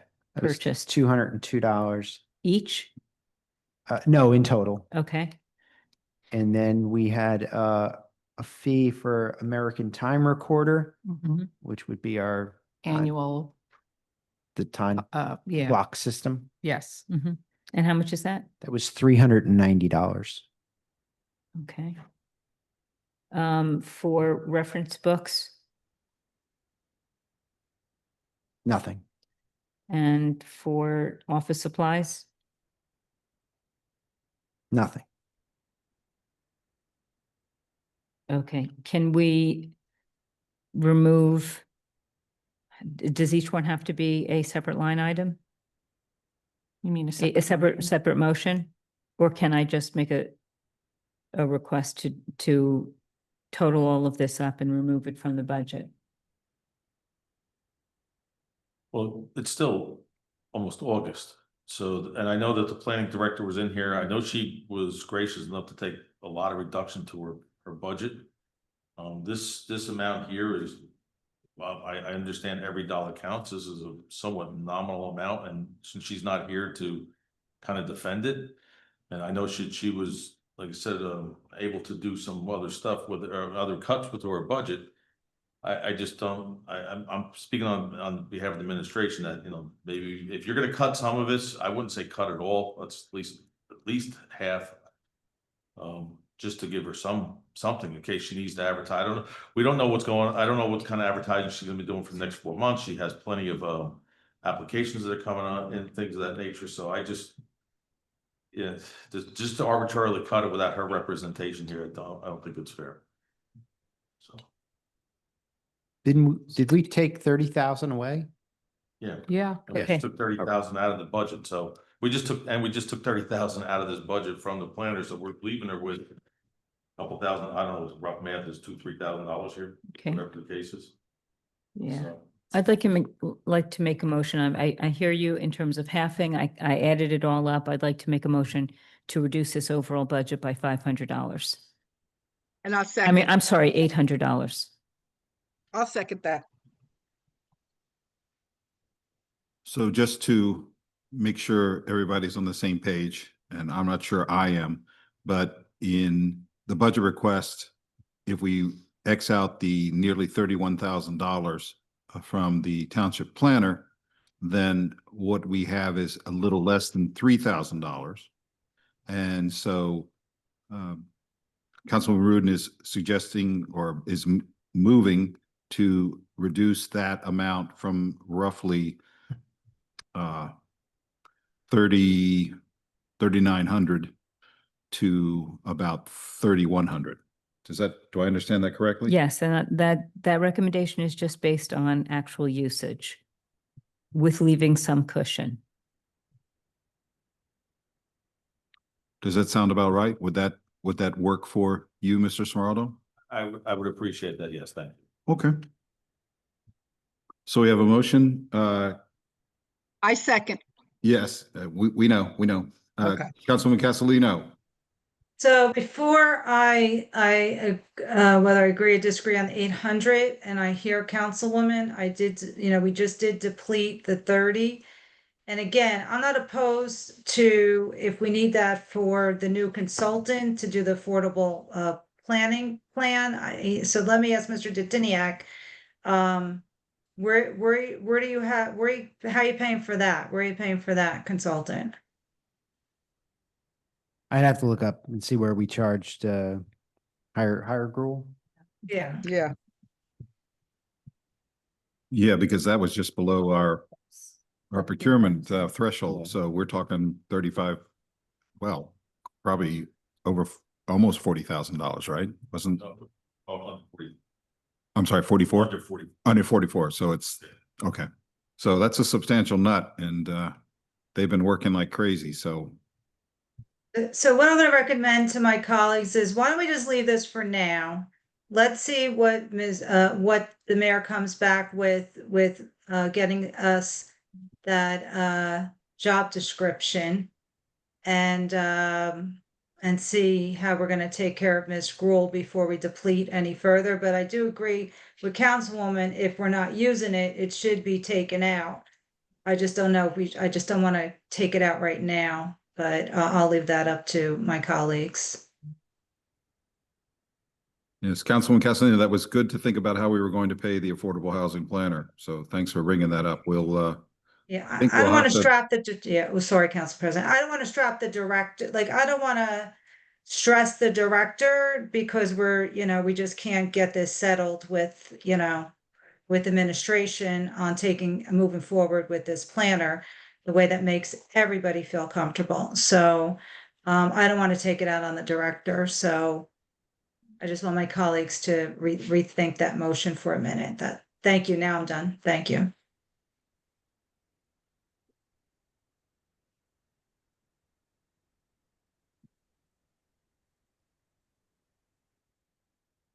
Does anybody have any second thoughts? Does anyone want to rescind their motion until a time to be determined, a time soon to be determined? No, I don't want to rescind it. So I'm still going to make. the Neither do motion. I. Okay. Yeah, it's, you want to take a break? Just because. Okay.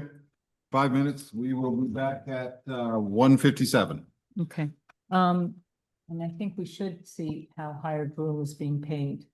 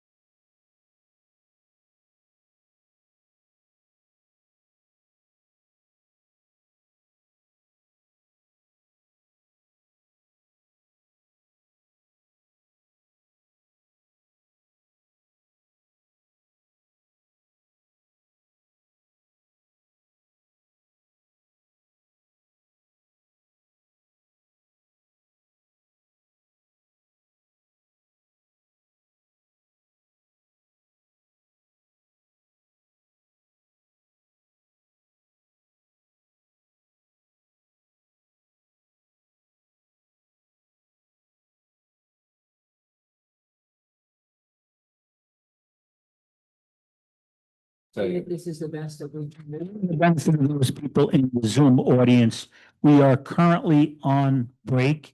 There is nothing wrong with your computer. Thank you for your patience, and we will be returning shortly.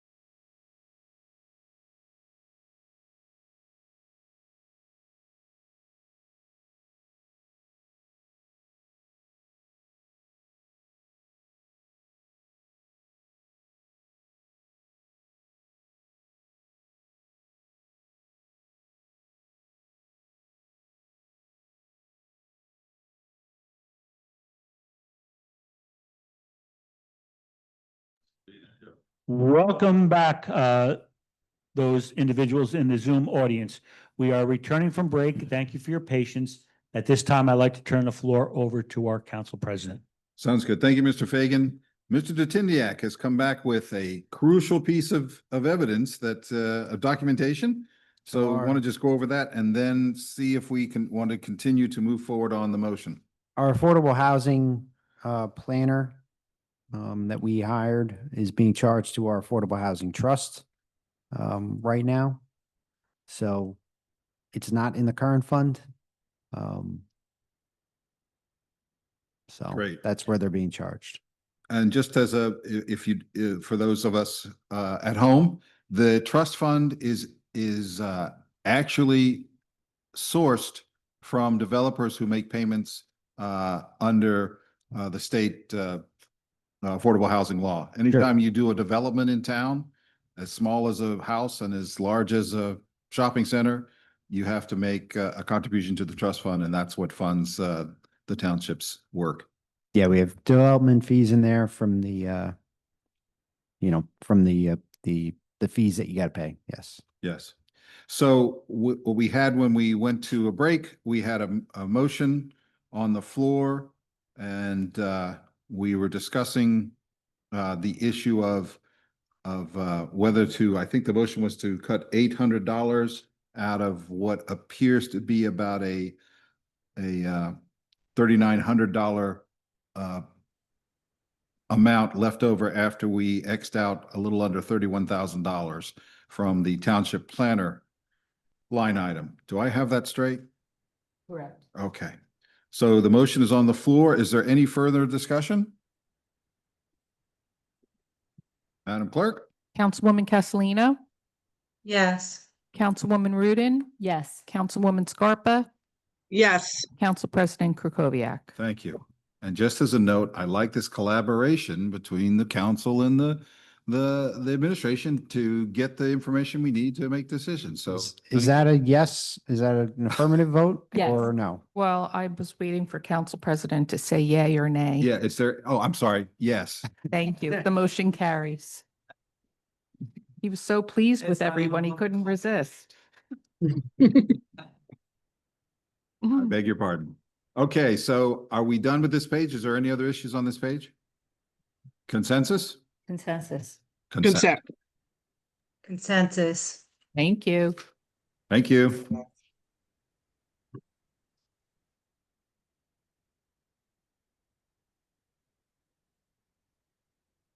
Mr. Okay. Dutiniak, page 55? Page 55 is housing code enforcement. The ask is for $367,833. This is for salaries and wages. Okay, so I see an open position.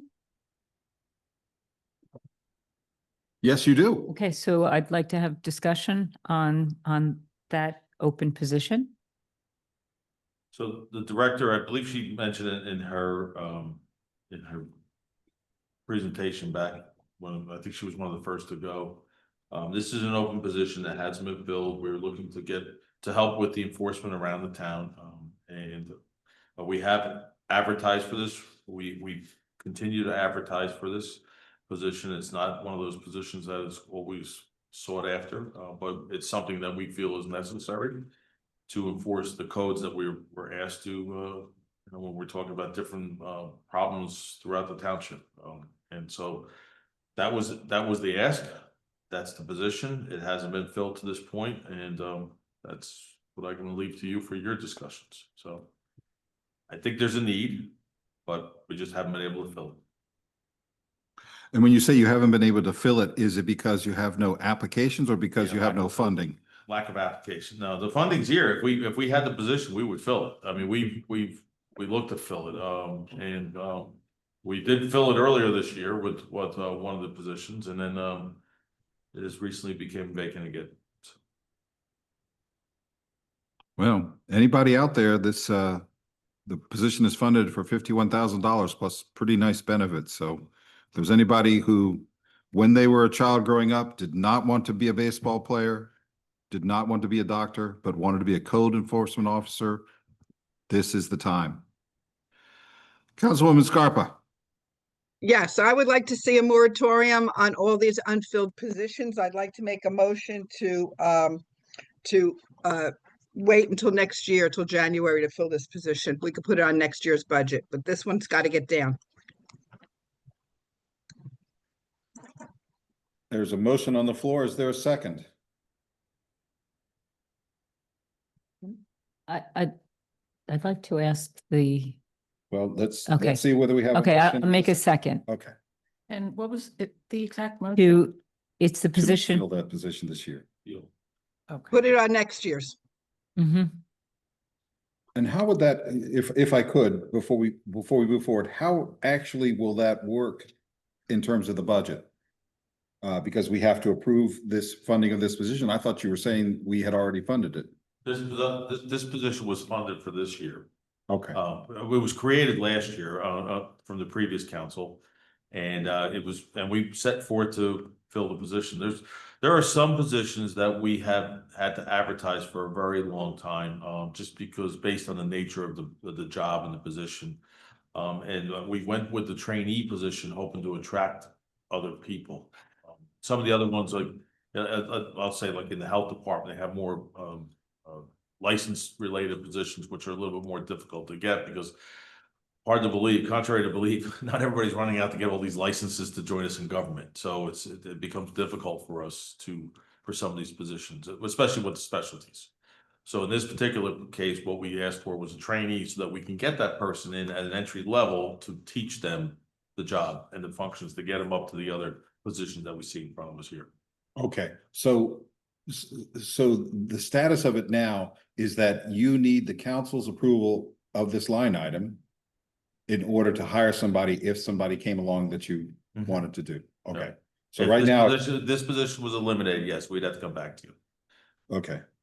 So is everybody clear on that? Last year's council approved this, but that approval basically ran out on December 31st. Now there's an open position and we're voting on whether to approve this line item.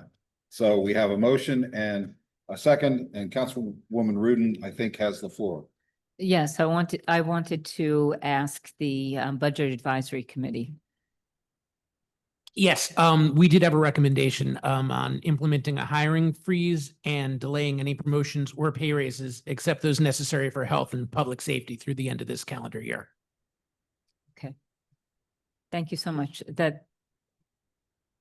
Councilwoman Castellino, I I think you're appreciate next that. in line. I'm sorry if you said Yes, thank you. is Councilwoman done? Done? Yes. I said thank you.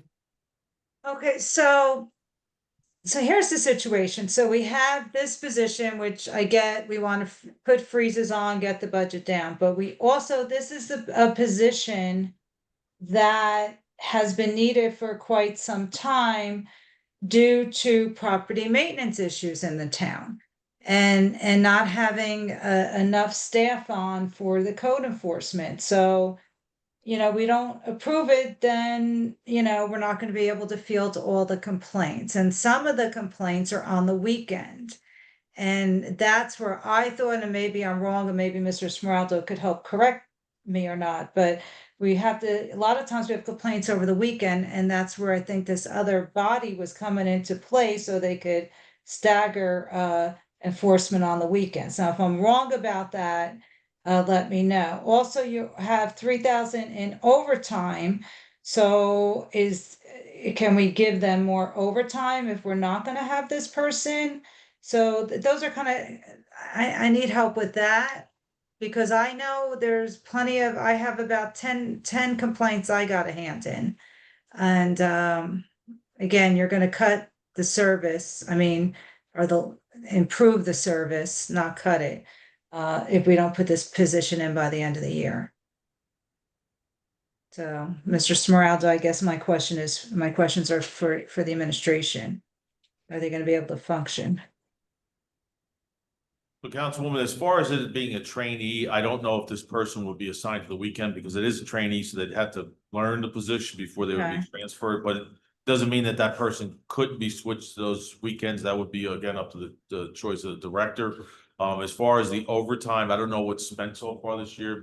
Maybe Mr. Tiniak can help me out with that, but $2,100. 2,100. So 2,100. So what happens with the overtime is that a lot of this department responds on a need basis, either at night, the evenings, or on the weekends.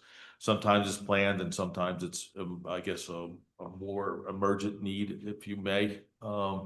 So that's where we're at with that. So if we're at 8 months of spending 2,100 or 3,000, I'm sure the director would be happy to have you increase her budget a little bit, the overtime for that enforcement, given the fact that we haven't been able to get that trainee. But it would take some time for that person to be trained to get switched to the weekends, which realistically, something of this nature typically is 4 to 6 months to get somebody trained into that position, Okay. fully, where they're fully functional.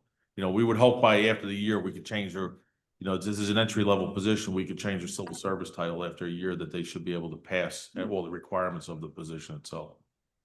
Well, then, thank you, Mr. Smeralda. So I'll be supportive of not moving forward with this position this year, but I am going to ask for a motion to increase the overtime a little bit. So would you say we spent 2,100 so far this year? If I may, I would suggest that if we go up to 5,000 in overtime, if you're going to cut 51,000 out, I would suggest that you go up to 5,000 for overtime in the event that there are, we have the winter coming, we have the fall time and early winter coming on December, whether it be for, things that are weather related or that nature. I think that would be something that may be palatable for the director to administer. You're saving at that. Are my colleagues open to that? And then I'm done, Mr. Council President. May I ask a question? Sure. What we have is a question from Councilwoman Castellino to the rest of the council members about whether they would be amenable to that sort of compromise or whatever. So- I would be amenable, but I have a question. How about you, Councilwoman Scarpa? I would be amenable to it. Do we need that much though, since it's already, it's only in the last quarter and they've only spent 2,500? 2,100. 2,100? I mean, why don't we do 3 or 4? I mean, Okay. Well, that's three. I just wanted a yes or no on amenable, and we have 3 other amenables, and so if you wouldn't mind, I'd like to give the Councilwoman Rudin back the floor. Okay. I'd like to know what budget that came out of, the 2,100. The overtime budget. Does that come out of On the housing? bottom. No, housing code overtime. It's Oh, I code see. I'm sorry, I 100. didn't see Yeah. that. Okay, so from the overtime, we've already spent 2,100. $2,171.28. Okay, And that so- counts Fridays. So overtime. I would be amenable to adding another $1,000 to that budget while removing the 50. So can I make a motion? No. No, you cannot. There's a motion on the Oh, floor. what- The motion on the floor is to not fund the $51,340 line item for the code enforcement officer trainee. That's the Okay, motions on the floor. all right. I was just hoping to get whether people were amenable to having a further discussion about overtime. So I don't know whether there's any more discussion, but Councilwoman Castellino, are you ready to move forward? Have you heard enough, at least at this point? Yeah, I'd like to see at least go meet Mr. Smeraldo halfway with 1,500, make it 4,500 for the overtime. Okay. Let me just try to be clear. We have a motion on the floor and it doesn't have to do with overtime. I just wanted to I see if know. people were amenable to a discussion. We've got a motion on Yes. the floor. Let's vote on the motion on the floor, and then Councilwoman Castellino, if you want to make another motion, that would be great. We can chomp at it. Sure. Any other discussion? Not about not about another line item. Okay. Madam Clerk. Councilwoman Castellino, Yes. Councilwoman Rudin. Yes, Councilwoman Scarpa, yes. Council President Kukoviac. Yes. Motion carries. And just as a follow-up, as you probably know, the Citizens Budget Advisory Board is joining with Mr. Detiniak to say that they want to get the budgeting process for next year started later this year. And this should be something at the top of the list, because if in fact somebody has a New Year's resolution to be a code enforcement officer, January 2nd, we want to grab them. I mean, seriously, we want to grab them to do this, because I don't think anybody's opposed to this. It's a crucial function that we have, and it's also a revenue positive function that we have. Okay, so anyway, so we've done with that motion. Councilwoman Castellino, would you like to make another motion? I'd like to make a motion to raise the overtime line 100 from 3,000 to 4,200. How's that? Is there a second? I will second that. Is there any discussion? So now we have on the floor, instead of an overtime budget that was proposed at 3,000, it would now be raised to 4,200. Any discussion? yes, I would like to raise that to change that number to just 4,000. We're still giving almost $2,000 for the rest of the year. I'd second that. Well, we Okay, can't do another motion. No, when we have a I'm not- motion on the Okay, I'm floor. not So making a Councilwoman- motion. Yes, I still have the floor. So the reason why I wanted to leave it, to give it 4,200, because they've already, for half the year, they spent 2,100. 2,100 times 2 is 4,200. So there's a lot of issues out there. that they need to be on top of. We took, they're not getting a position anytime soon. We need them out there. And I don't want her to be short money in overtime, not to send people to go. Again, this is a revenue generating line item. So, it's not that we're out there just to give people tickets. We want people's properties to look nice. And believe me, in my part of town, that's not the case. So we need them out there. We really need them out there. There's a lot of people not keeping up their properties lately. So that's it. I'm done, Council President. I just, for $200, I don't think it's worth a 10-minute conversation. So. I agree. Okay, so is there any further discussion? We have on the floor a motion to increase overtime to $4,200. Is there any further discussion? Madam Clerk? Councilwoman Castellino, Yes. Councilwoman Rudin. Yes. Councilwoman Scarpa, Yes. Council President Krokoviac. Yes, The motion carries. great. Do we Thank you, have, colleagues. do we have consent on this page? Consent. Thank you. Next page is 56, Housing Code Enforcement. The budget request was $7,546.76. That's what we introduced at. So I'll leave it to council. I'd like to get real numbers on to date for each of these categories, please. Would it be more efficient to just ask what the total number is and then work from there as opposed to going through each line item unless you have questions about the specific line items?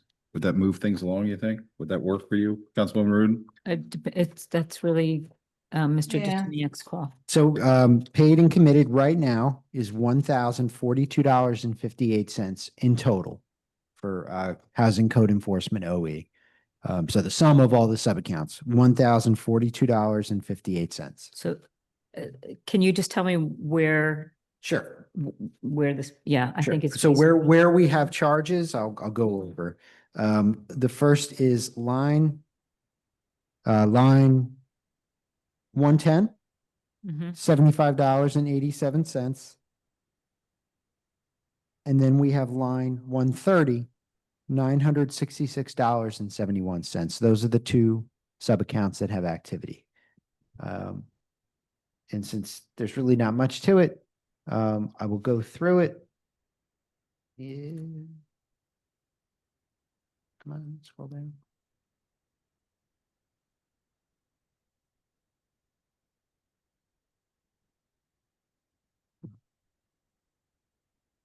Oh, God. Okay.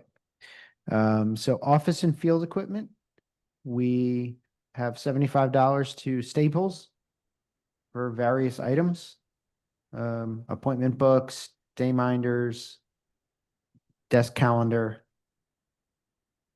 And then the next item is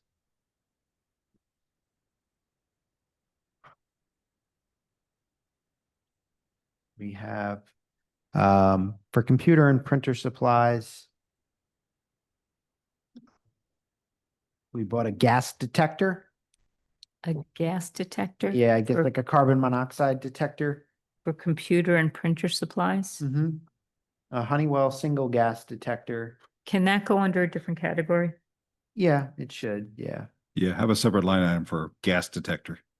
Well, it says, I know, I've just. Probably should go under. office You're office absolutely- equipment. It should go under the field equipment. It's field equipment, really. And then we had we bought a bag, a messenger laptop bag, stapler, tape dispenser, so office supplies. And then we bought additional Honeywell single gas detectors, field equipment, which is what that really is. And just so you know, the detectors, to piggyback on it, they're required by our staff to carry them because they go into areas that may have gases that come out and offload. So it's a safety device for them to carry, and they're required to have it. So if there's anything such as carbon monoxide, or I believe these detectors, 2 or 3 gases, it may even be up to 4. between these guys in the fire department, but it's for their safety. It's a piece of safety equipment. Okay, so I'd like to make a motion to reduce this entire budget by $6,000 and leave them with an additional cushion of 500. I'll second. Okay, we have a motion and a second, and let me just be clear. You want to reduce the proposed budget from 7,500 and change to 1,500 and change?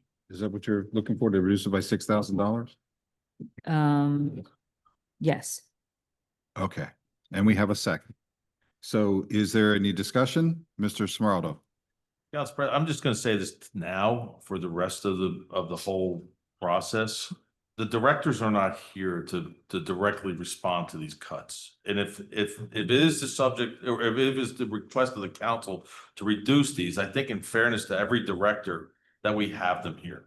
Just to arbitrarily cut $6,000 without a representative of the director here, that's unfair. I'm gonna go upstairs today and tell her that she just got all this stuff cut out, and I'm gonna be the one getting hurt.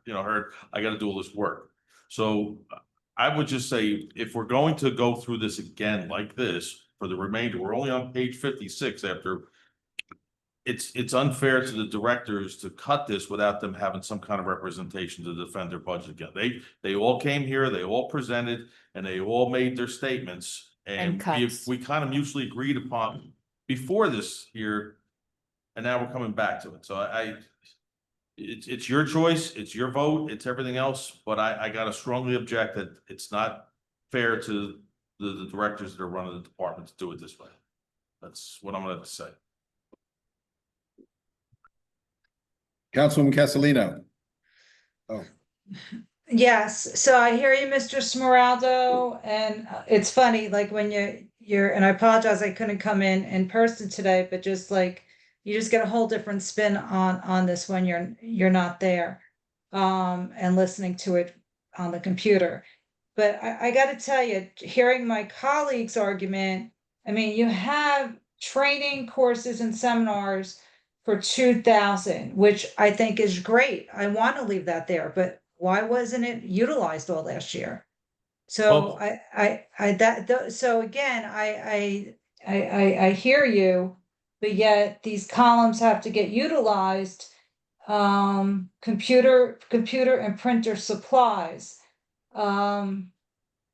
Like, why isn't it a general it come out of general IT? Like, I know Edmund, I know poor Mr. Detiniak, you got a mess on your hands inheriting this budget. So hopefully this will go away when we do the new system. But I'll let you speak to the training, because why wasn't there any training done last year? So Councilwoman, the year is still not over. We're training people. We had some of this for our trainees that were coming in. Again, I'm not saying that we can't cut. I'm not arguing with you or having a disagreement with cutting. All I'm saying is that when you're going from 7,500 and slashing it $6,000, that is a significant cut without consideration to the director. They can come in here defend for themselves, and I would suggest that they come in here defend if you want to make that kind of, and I understand each particular line item. All I'm saying is that when you're going from 7,500 to 6,000, $1,500, I think they should at least have the opportunity to defend. And you may still want to cut it after that point, but I think in fairness to them, I think they should be represented. That's all. I hear you, but also, I mean, you know, you gotta look at the council's point of view. So right now we're in we're butting heads with the administration on hiring the full-time planner. And this council did not vote to renew the consultant this year, because we wanted a full-time planner. And this is how you're able to move forward with using the consultants that the council doesn't approve by having these line items. So I see where my colleagues are going, and I get that. So again, let's settle the conversation about hiring this full-time planner and get it done, so we don't have to play games with the budget. So, you know, again, that's where I see where we're at really with this, and I'm a straight shooter. I'm going to call this what this is. So again, I feel bad for the director, but, I'm gonna leave it at that. Thank you, Council President. Nothing further, Your Okay. Honor. The council, the defense rests. Councilwoman Scarpa. I'm done. I'm good. Okay. I want to be called as a witness. So to a significant degree, I agree with you, Mr. Smeraldo. These are questions that we probably should have asked way back when. On the other hand, largely led by Councilwoman Rudin, she's asking good, hard questions, and maybe just having more time to look at it has shown her other ways that we can help. But I think perhaps to a great degree, I agree with you that the director should be back here to defend and to explain, and she's not here now, so maybe we not move on this page until she can come back and answer the questions directly, because obviously you're not the planning director. So. And Council President, and I appreciate that. I'm just saying on behalf of all our directors, our chiefs, and, just if you want to have that dialogue and you want to have that conversation, I think they should at least be presented the opportunity to defend it. And if you choose at that point that you still want to make the cut, fine. But I mean, I just don't want to, I don't want to hear from them later, it's not fair that, we did this once and now it's, I'm sure we're talking about transparency and things of that nature. I just want to make sure that we're going through the same mantra that we've had this whole time. That's all. Yeah. And That's why I pointed out.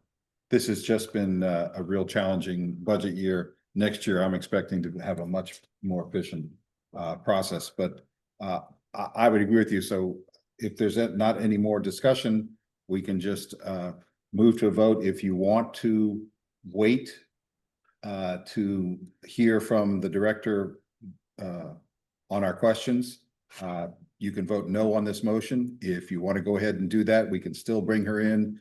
And if we change our minds, we can go back. And while I was jabbering on, Councilwoman Scarpa wants to speak. Please. That's okay. I was going to say the same thing you just said. Let's just make the motion. Let's just cut everything we can. And if someone comes back with a real reason why they need this money, we've got plenty of time to put it back in. But correct me if I'm wrong, if we do that, it's going to need a Supermajority. correct? Yeah. That's exactly. Just so we have that on the record, that's all. Yes. Okay. So it will be more difficult, at least theoretically, it would be more difficult to raise it after we've reduced it. So.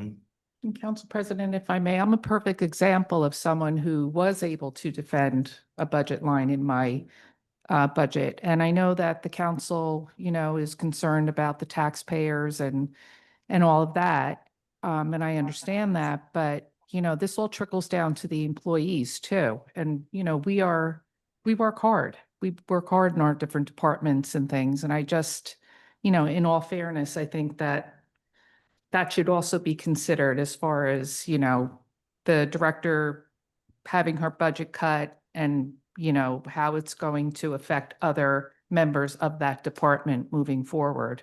I don't know if that's truly being considered here. So. Okay. Is there any other discussion, Yes. Councilwoman? I don't think that this is intended at all ever to hurt any department. What we're doing is we're looking at an accurate reflection of what's been spent. We're 8 months into the year. Money has not been spent. We're doing our best to bring down the budget to help our residents. And I do feel that if there's a compelling reason, we'll make a change. But a compelling reason was not presented to us during the presentation either.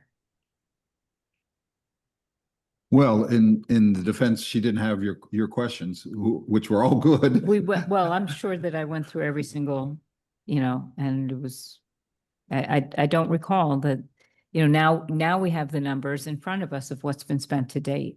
To reduce it seems appropriate in line with what has not been spent. Any other discussion?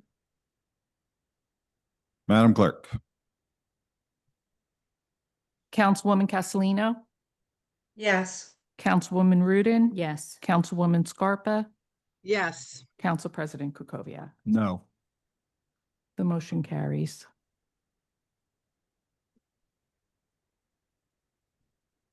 So the next question is, do we give consent to this page, or do we hold it open until the director can come back and answer questions about it? It doesn't matter. vote? You reopened a page that was given consent, so right. it's up to you. Okay. I say Yeah. consent. And I think we do have consensus that we want the director back to further talk about her budget proposal. Do I understand that correctly? Only if needed. And she can also send us a memo. Yeah. I'll speak to the director. Okay. And sort of. Okay, I think. I will be speaking to her, so I'll let her know. Okay. Okay, so according to Mr. Tiniak, we can either consent or not consent. It's up to you, I'd like to consent. because again, we reopened a consent, so I don't know if it Doesn't matter. matters to you. It doesn't Okay. matter. What is our pleasure, council members? Do we want to I'd consent? I'd like to just consent Consent. and move I'll on. consent. Let's just, Okay. yeah, we gotta get this.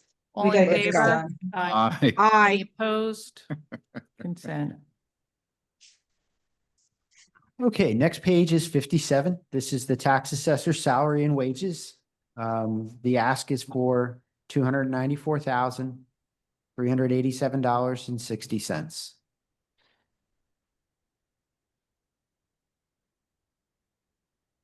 Any discussion? nope. Consent? Consent. Consent. All right.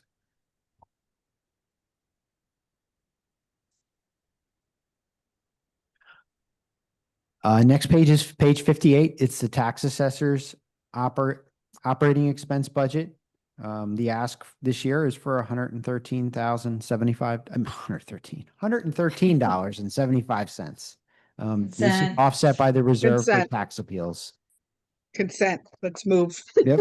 Could I just, I appreciate your urgency and your efficiency, but please let Mr. Tiniak finish his sentence, just for all of us watching and listening at home, please. Okay, so this next page or next pages, page 59, 60, 61, 62, and page 63 are all for the police department salary and wages. Question. Yes, please. For any of these salaries, there's really nothing we can do. All of these salaries are contractual. I move to consent. Consent. Oh, I'm sorry. Well, But I take that back. There are crossing guard amounts in here. Yes, there are. They are not At the end. contractual. But the uniformed officers and the non-uniform support employees are union members, but crossing guards, it's they are not represented by a contract. So I misspoke. I'm sorry. So I do have a question about page 62 on the crossing guards. Yes. You have a crossing guard down here. If you look over where it says numbers of years as of December 31st, 2025. one of Yeah, them- John, 126. Yes, Yeah.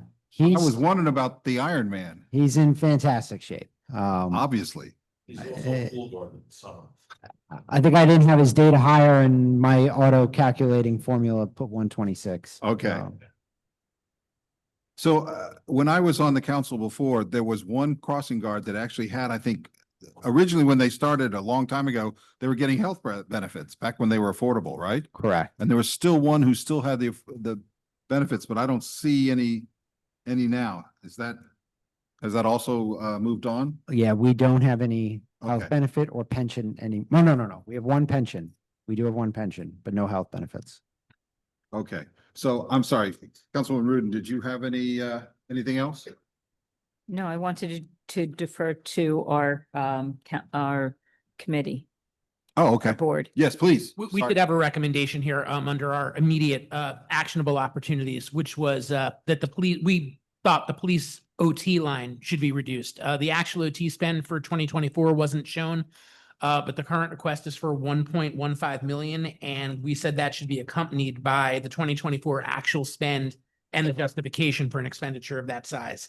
And we noted that even a modest reduction would significantly impact the budgetary bottom line with a 15% reduction, which is what we were recommending in our committee, obviously without having the details. That 15% reduction would be $172,500.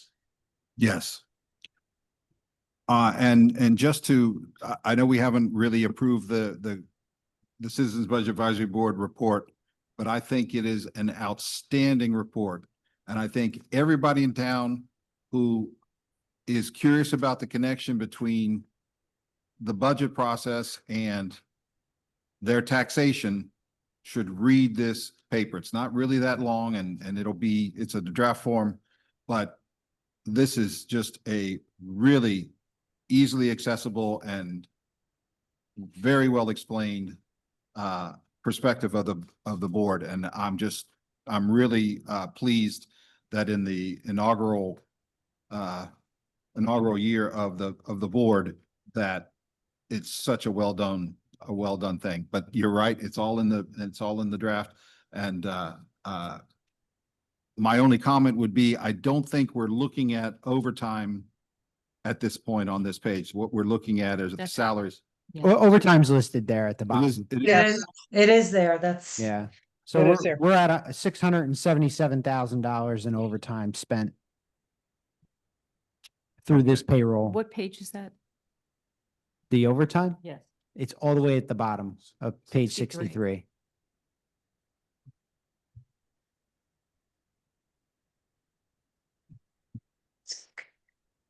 Council President, Yeah, if you could just hold on a second, I'm trying to find Yeah. this overtime because I've. One gone through the- million, 150,000 on page That's a- 63, all yeah, the way at the bottom. Oh, I see. Okay, so underneath all the compensation, underneath that is, okay. And it's just there. Okay. Sorry about that. Councilwoman Castellino, did you have your hand up? I did, but I'll wait. I'll wait for my comments.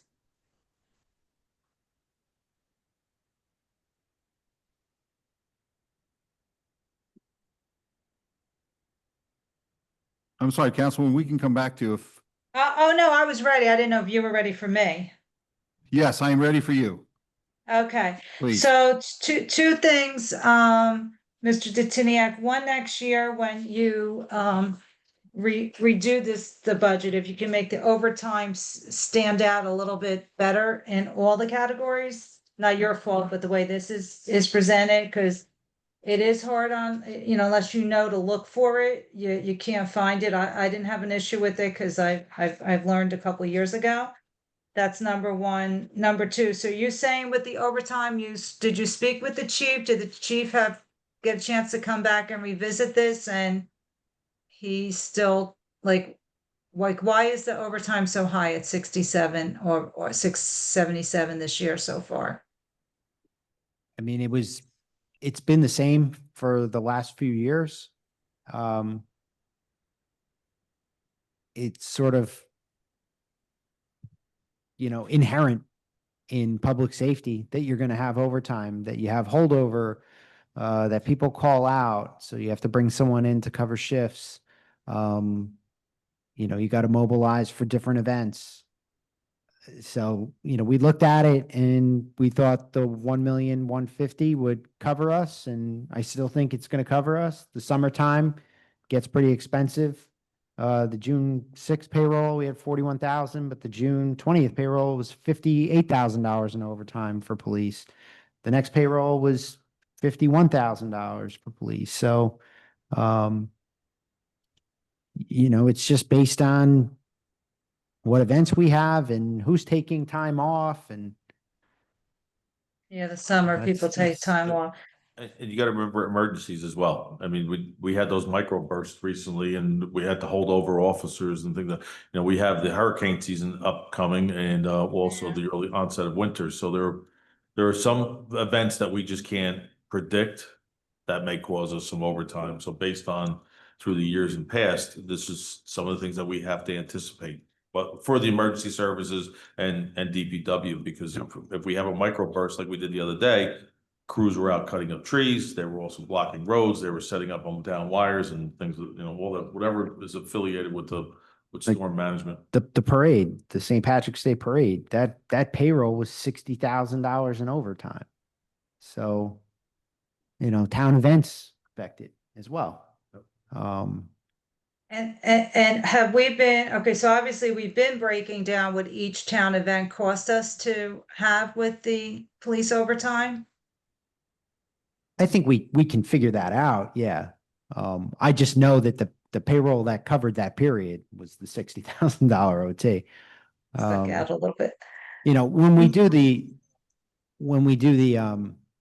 town jobs, like the paving jobs, it's not included in the overtime because we charge that to the outside duty pay, and it gets charged directly to the ordinances because our vendors pay it. So, I don't want you to think that the outside duty jobs, even for our own street work, is getting charged the OT. That I know. Yeah. Okay, so my other question is, well, I'll let my colleagues talk about that. I don't know where I sit. We're just, chopping off 15% or not. I'm not sure how I feel about that. The crossing guard list. So for example, just going down this list, one individual, which I won't mention names, I know has left, and we thank him for his service, has left and gone into service, military service. So that crossing guard won't be back for the year at 16,800. So again, are we looking at these guards like so when somebody leaves for the rest of the year, are those positions being backfilled or not? So I mean, have we gone over all these crossing guards to make sure they're working the rest of the year? Some haven't left. I don't know. That's my question, how we're tracking. Possibly, but you're not going to be able to budget to the penny on salaries and wages, especially with public safety, because like the BA said, you don't know what kind of emergencies you're going to get. So I would stay away from saying like, all right, well, let's cut like $5,000 from so-and-so because, they were not here. I think let's just look at it overall. And we should be okay with some breakage because there's going to be things that happen like OT. And we're going to need all the salary and wages that we asked for to cover it. So. Okay, so you don't see any way to reduce this line item for the police overtime? No. It's contractual, right? If they work it, we got to pay it. Am I? Yeah, it's contractual and they need a certain number of Mr. Smeraldo can speak to it, same as when he was chief, you need Staffing. minimum staffing. Otherwise you're going to have an unfair labor practice. Granted, it's dangerous. So you have to have people working, and they have a lot of time off. Listen, say what you want about government employees. We know we get a lot of time off. So they can take time off and you need to fill it. And that usually ends up generating overtime. So I don't know if you want to add to. Yeah, but there's contractual obligations, there's Fair Labor Standard Act, there's a lot of other benefits that come with the job and laws that we have that we're handcuffed with, the biggest one is the Fair Labor Standard Act. When you talk about compensatory time, people, the employee has the right to say, I want time over money. And when they do, that time becomes perpetual. That was my argument when I was a chief, and I can't change the federal law on that. And it's one of the drivers, and and that's what it does. So we can compel our staff to take off when we want, as long as we give them prior notice. But they could also compel us to say, I want to take off. So when they want to take off, they can. And that's under the law. So and trying to compel somebody to take off usually is not a good card game. Oh yeah, well then I'm gonna take off. and then it becomes a problem. So it's just, it's one of these things until that law is changed, which has been around since 1964 under the Garcia Act. If you really want some sleeping material, read the Fair Labor Standard Act. And, you know, and our contractual obligations too, with time off and everything else. So we're just, you know, those are the challenges in the emergency services, especially when it comes to minimal staff. All right, and hiring an additional officer wouldn't, you know, obviously you did analysis, would that help reduce overtime? Yeah, I think if you recall, both chiefs said, you know, like you want to give them more people, they will, but without doing an actual study, you know, it's no pun intended because we do EMS, it's a Band-Aid effect, but hiring one officer is not going to plug the gap in somebody else taking off, you know, so, you know, I think it requires a full study on whether it be in the police or fire as to what those positions are, and how do you know, the fire department, I can tell you from my personal experience, they'll say, oh, we got to go by NFPA standards. If we do that, if we go by NFPA standards, you'd have to hire another 35, 40 firefighters. I don't think the town or the council, the administration has the appetite to hire another 40 firefighters. But I think the chief would, and you know, if I was the chief, I'd be asking for it. So, you know, and I did ask for it, but it doesn't mean that that's going to happen. You know, so it's got to be a compelling argument to add that one or two bodies. And again, I would defer to both chiefs for their input on that because it's their departments. So, And just one last question, in regards to a study, we never did that. We talked about doing a study a couple years ago to look at the structure of the police department in regards to how many, you know, the chiefs, deputy chiefs and whatnot, right? We never did that study. We talked about it, but did we actually, I don't think administration ever did it, did they? I So believe that there was requests for proposals sent out several years ago, but I don't think anything was ever done with awarding the bids. Okay. So Yeah, I didn't remember seeing the report. So I believe it was for both agencies, and it was probably at least 3, if not 4 years ago. I think the bid we were seeking proposals, but I don't believe it was ever awarded. yeah, I remember it being a little pricey, so I couldn't remember if we did it or not. It was, yeah, it's not cheap. It's not cheap to do something like that. All right, thank you, Council President. I'm done with my comments. Thank you. Councilman Rudin was next in line. Okay. Just going back to the crossing guards, we have 3 different crossing guards who make more than the average salary. Is there a reason for that? Service. Yeah, they've just been here longer. Well, that's, They have a higher rate of pay. there's So- one of them has been here 8 years and getting a higher rate of pay, and others at 37 years and getting the same base salary. So that doesn't really answer the question. There's another one who's been here 24 years who's not making that. So I'd like to look at the 3 that are getting more. What are the names? I don't want Oh, I was trying to catch you on that one. there's one, if you're looking at it, there's one that's making, the standard salary is 16,800. There's one that's making 21,705. Oh, on page 63. Okay, I Yes. see what you mean. Another one that's making the same, and then there's another one that's making 27. And I that, see what you mean. so, you know, there should be parity. Well- Many of these people have been here a very long time. Can we And correct this, that? this is an estimate too of what they're gonna make. Because They're not salary, they work hourly. Yeah, I have to put something in there to budget for, like, I can't say, all right, Joe Schmo, who's not a real crossing guard, you're gonna work 71 hours this year. And so we're putting in a budgeted figure. They may not work the full amount that's here. Can we reflect a real Could you just let- salary? But I Just let it can't. finish. That's what I mean. Please. You cannot, these are hourly employees. There has to be an estimate. There has to be an estimate for these employees. and I see the hand up over there, and I understand what you guys are trying to do, but it's up $14 million or more. There has to be a little bit of breakage so that if we pay a little bit more, we can absorb it. If we pay a little less, great. So I can't put that Joe Schmo is going to make $14,122 because he may not work all those hours, or he may work more hours, a little bit more. We're trying to put in an amount that we can fund the crossing guard program.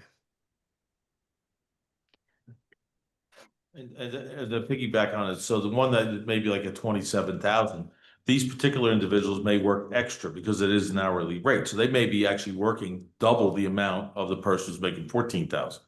And we don't have the luxury to say, all right, you're not working today because we don't have the money for it. I can't say that you're not crossing any kids today. So we have to have enough in there to run the program. If I can jump in, I think it may be the case that some of these crossing guards work a full year, because I know there's some I see even during the summer on Main Street, for instance, and others I'm assuming only work during the school year at school crossings. But I know there's one I see on, by Community House all the time. Yes. And they're still considered a seasonal employee, so they have no benefits. We have two, I can see right now that have benefits on the screen, but the rest have no benefits. They just work an hourly rate. We don't provide them any time off. We don't provide them any health care or anything of that nature. So they're just working those hours, and it's broken down. I don't know what the scale is of what the rates are, but we can certainly find that out if we had to. I'd like to just move on to the overtime. How much overtime has been paid to date? 677,000.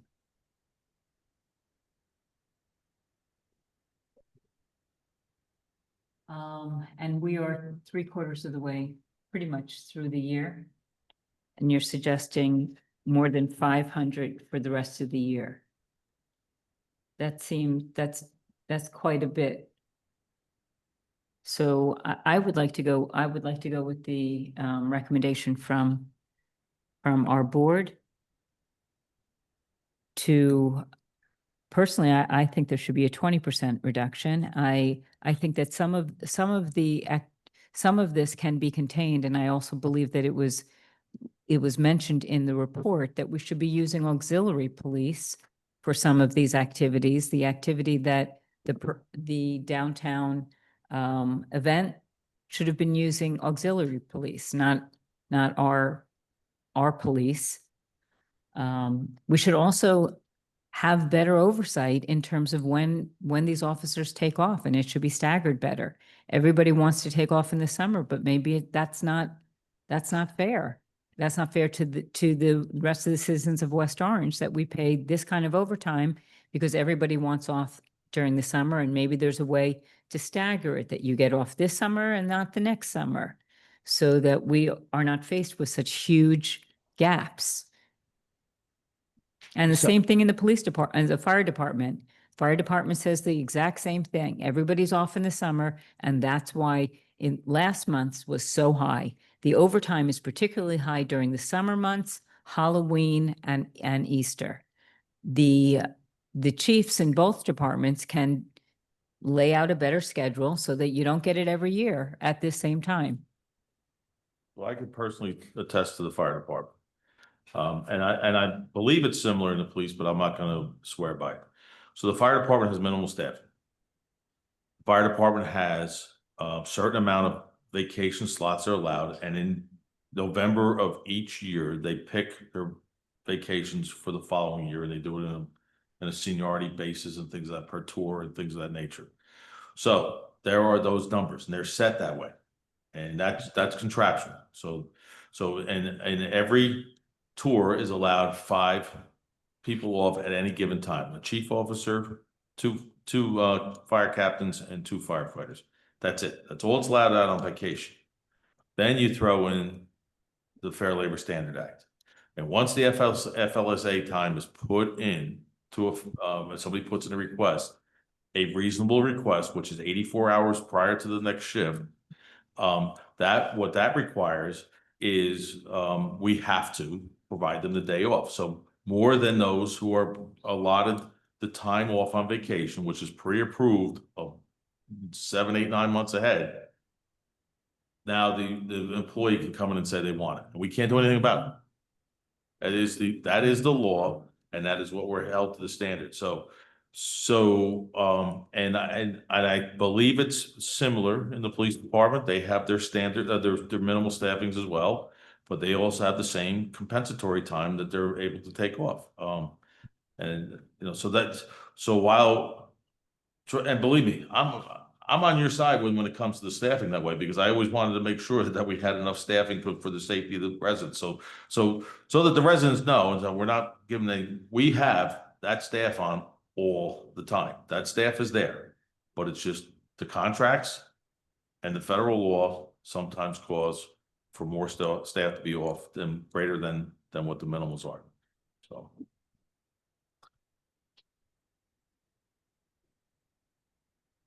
Councilwoman, are you done?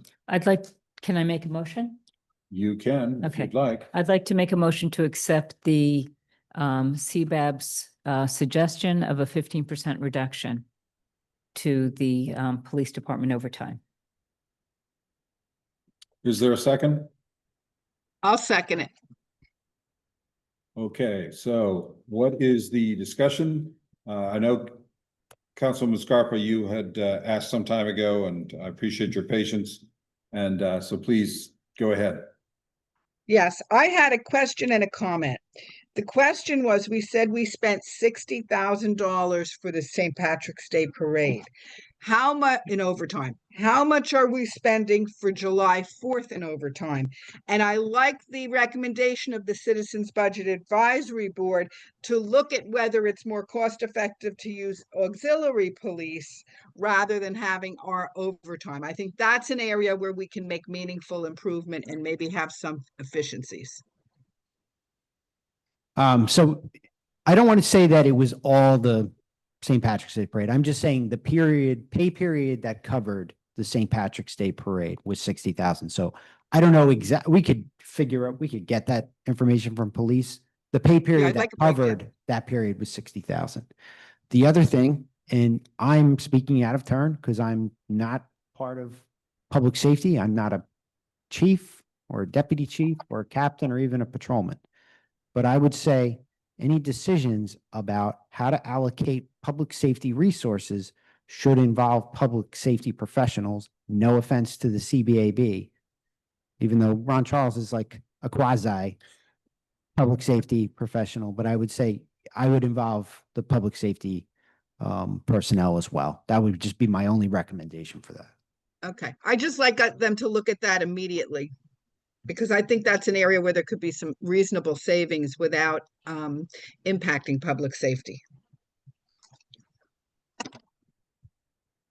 I'm done. Thank you. Councilwoman Castellino. For the sake of compromise, I think 15 may be a little too steep. What about a 10% reduction?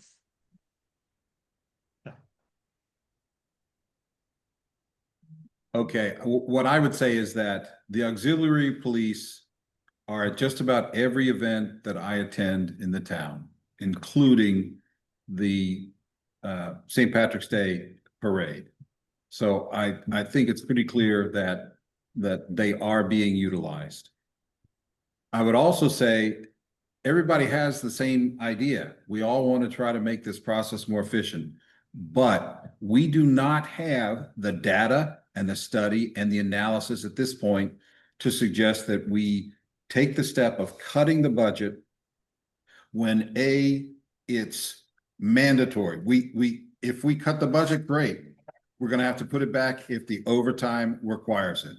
And I think this is a prime opportunity for the board to really dig deep in this and not just Mr. Charles's background in law enforcement and corrections, but the board clearly, if you look at the report, clearly has the bones to take this on and really dig into it.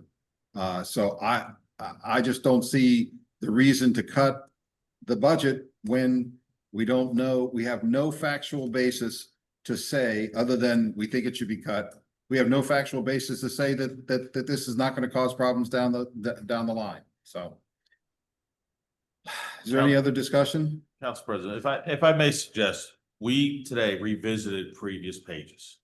So what I would suggest, particularly in this particular overtime item, and I'm sure it's going to come up again further into the document with the fire department, is that maybe we should have a conversation with the police administration, the fire administration, to get their input on something of this nature, because it is going to impact. And if there are going to be cuts, at least, again, I go back to let's at least have the public safety professionals provide us with their information, and then it can be readdressed by the council. And then at that point, you guys still make the cut, because we're coming back here on Friday. We're coming back here, I'm sure, based on the fact that we're on page 61, we're going to be back here next week or some other week.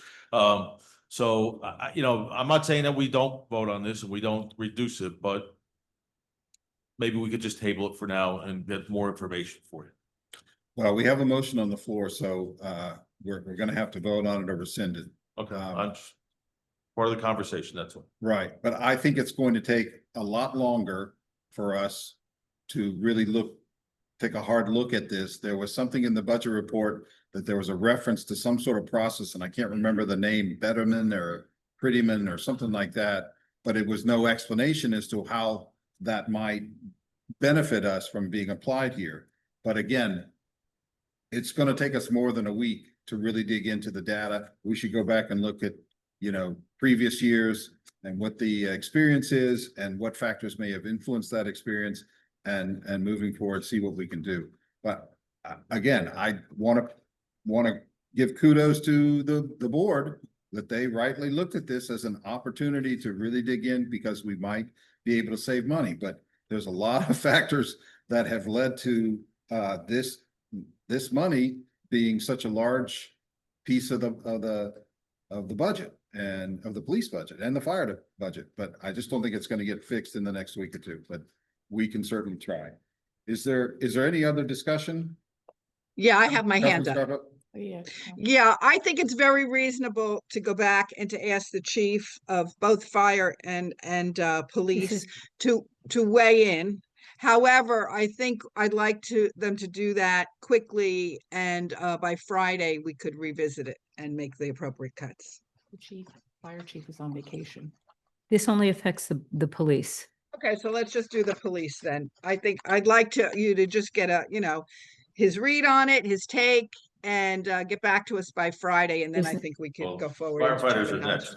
The fire chief, the fire department is the next line item. So we're going to be talking about both of them soon. So I just throwing it out there. So I would respectfully ask Councilwoman, could you at least give us a week? I mean, it's Tuesday afternoon at 3 o'clock, and Sure. the fire chief is on vacation this week. He's actually Right. his vacation short to come up to do some other special events. And Okay, that's reasonable. I just don't want it to drag on a week. no, or we so won't. is We will fine. not. We will get on this, and I will speak to both chiefs. Great. I have no problem with that. I think that's Thank very you. prudent. Councilwoman Rudin. I would like to know what the overtime for police was in 2023 and the actual overtime. I'm sorry, 2024, because that wasn't put up here. And I'd also like a breakdown for the major events, July 4th and all those. Councilwoman Scarpa, please. Oh, sorry. Please wait to be called on. Councilwoman Castellino. Wait, I still have the floor. Oh, I'm sorry. I thought you were finished. No, he was looking it up.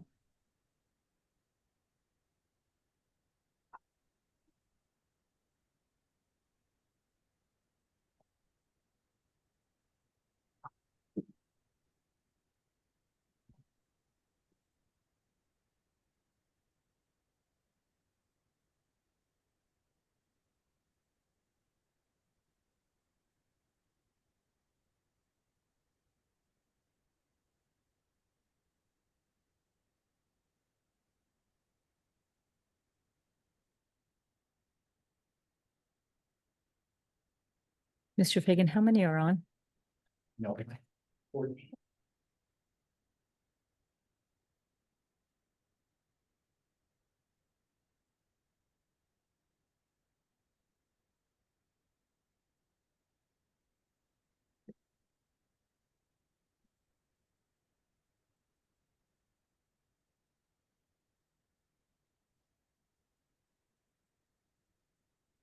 on Nova right now. Oh, we're halfway there. 863. Living on that prayer.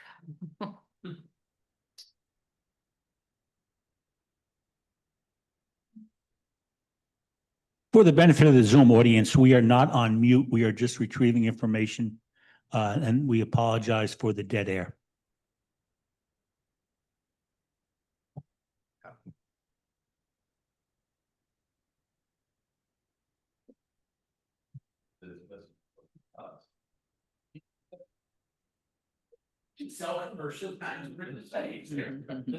So last year for overtime for police, we spent $1,112,000.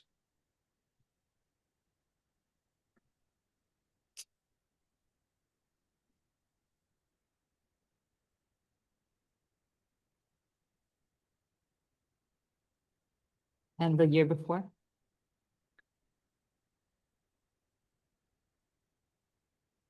And it was 1,112,000. Yes.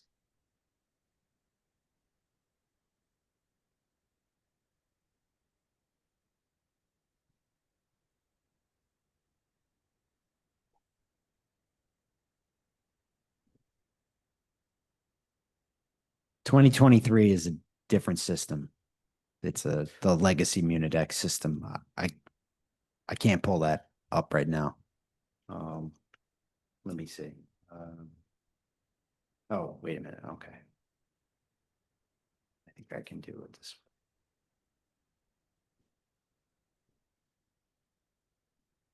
way. Council President, I would add why I was looking up this number. So that number, 1,112,000, it's just close to the 1,150,000. I noticed that, yes. Yeah, you know, it's, what I would suggest, I'll talk to the chiefs, is that the hours that are worked too, because there was a salary increase this year and from 2024, which may have been reflected in those numbers, but, so I want us to also see what the hours incurred are, because that may be somewhat close, just that this number may reflect, you know, a larger amount this year because of the overtime, that's all.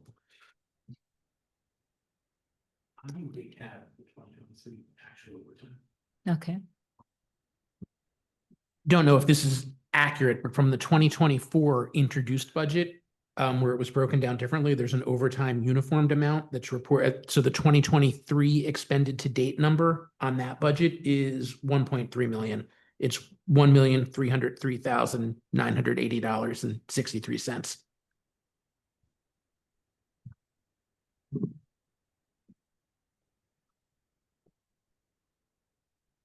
That's on page 55 of the proposed 2024 municipal budget that you can get from the West Orange budget website page. So it's 1.3. And just for other references, just to fill you in with the police department, there are currently 6 auxiliary officers. So that, when you're talking staffing hours, it's not gonna be a whole heck of a lot. They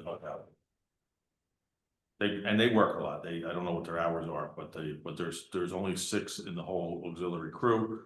And I know it's difficult to get new officers as well, because they're the training now that they have to go through. And they have to buy their own uniform Yeah, it's a big and commitment. their equipment, yeah. So 6 officers on a volunteer basis. Yeah, the sheet I have is summarized for salaries and wages. It doesn't break it out in a detail. So I'd have to go to the old Munidex system, which I can't access from here. Okay, thank you.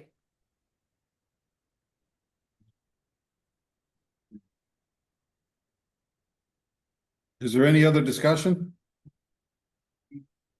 Councilman Castellino, thank you. Sorry about Just that. my discussion is, I don't think we have to have a discussion about the fire department because they made a big cut. And I thought we approved that. So, I mean, we're not there yet, but just to remind everybody, we did have that conversation last time. That's it, Council President. Thank you. Any further discussion? Madam Clerk? Councilwoman Castellino, This What do is we- to This is a approve. motion to reduce the budget, OT budget by 15%. 172,500. Yeah, I can't go low. I'm sorry. So no. Councilwoman Rudin, Yes. Councilwoman Scarpa, No, I think we need to get feedback. Council President Kukoviac. No. Thank you. The motion fails.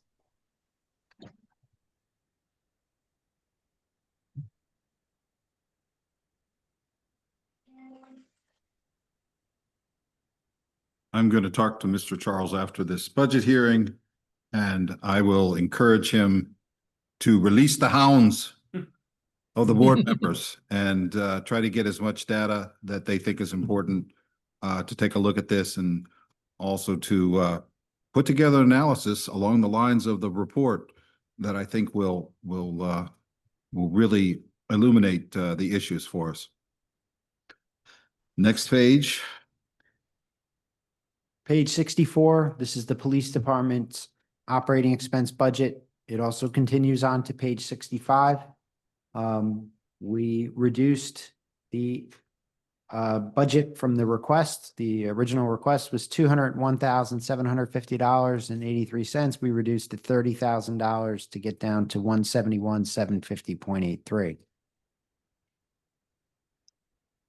Any discussion?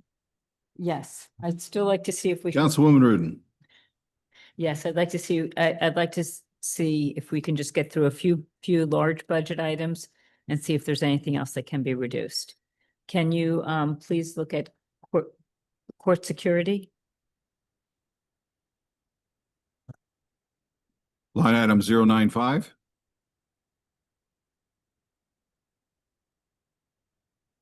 Okay. You know, that's by contract, right? Okay. So we have right now paid and committed.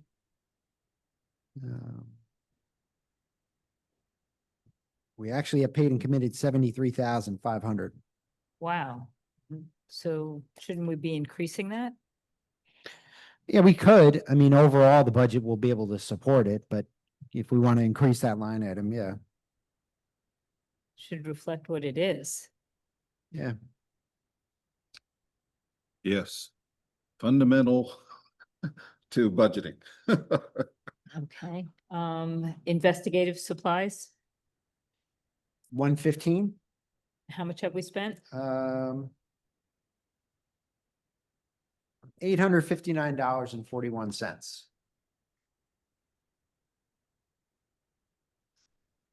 Okay. Like to shift the difference up to, okay, badges,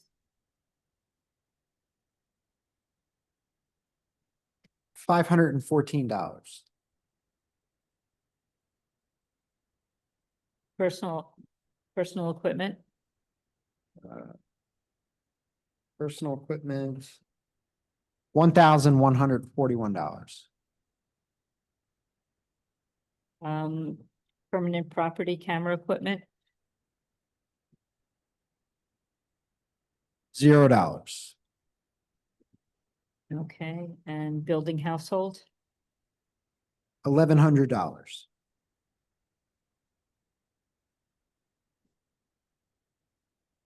computer supplies, $1,659.73. 1,000, $659.73. okay, office repair,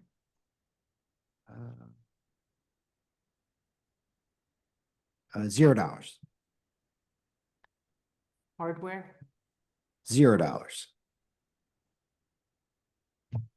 car washes. $3,150. Okay, I'd like to, well, I think, moving out, investigations, $2,067. and field traffic, $1,599.85. And the bulletproof vests. $3,110.10. So there are things out of line here. Is there? Can we make a correction so that this actually shows? What would you like to correct? Okay. For investigative supplies, we've spent 851. I'd like to bring that down to 1,500.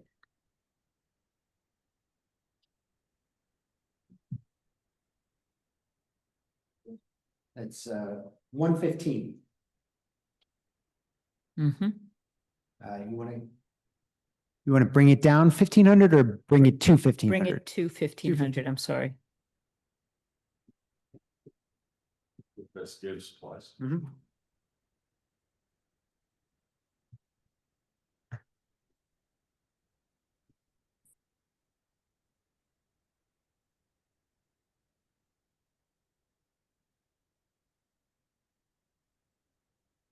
For badges, can you make that 1,000 and save $633? What if something comes in and gets a badge?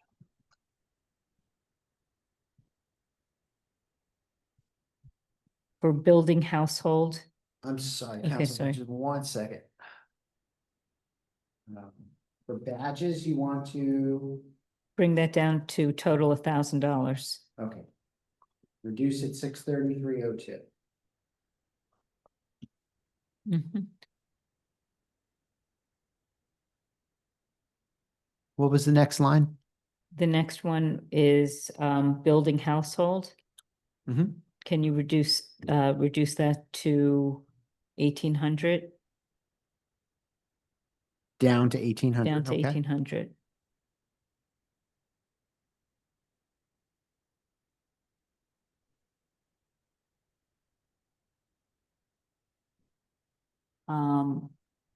Computer supplies. Can you reduce that to 1,500?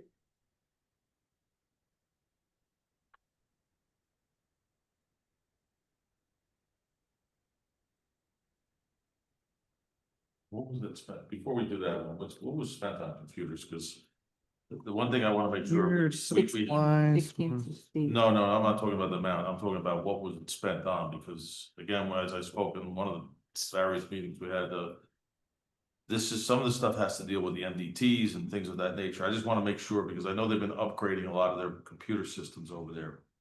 So I just want to make sure that that's not something that they need. Let me pull that one up.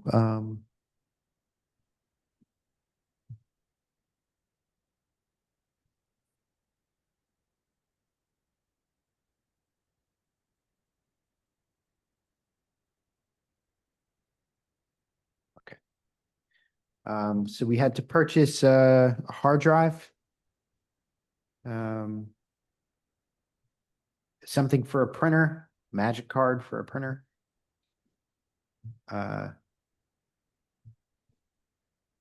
Headsets.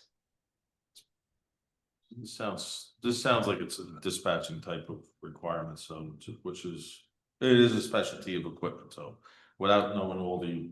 And then some sort of, I don't know what this is, off signal MPO, sound off signal. I don't know, it was $147. I don't know what that piece exactly. I believe that's stuff that's related to the dispatch center, just let you know that's technical stuff that they, equipment that they need to run the center. I don't know if they anticipate anymore. I just want to figure out what that was, because it may be something they need, so that's what. Okay. So reducing 1,519. What item is that? That was computer supplies. You said you wanted it down Yeah. to 15.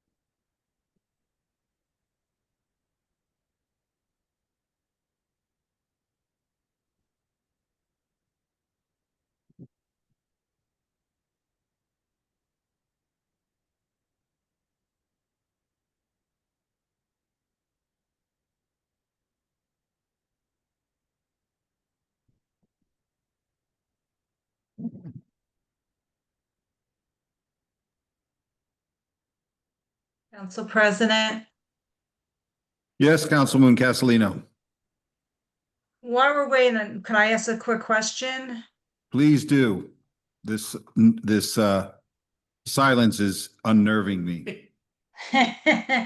So I appreciate Councilwoman digging the weeds here, but here's what I recall from the last conversation. So if we go back to 64 on line 085, the dues. So just refresh me here. We have dues there, traffic markers 118. We paid out, but nothing was budgeted in 2024 for those two big, like a line item 27,000, almost $28,000 and 6,300. So and not budgeting for this year. So we paid out money for those two items, and we don't have a.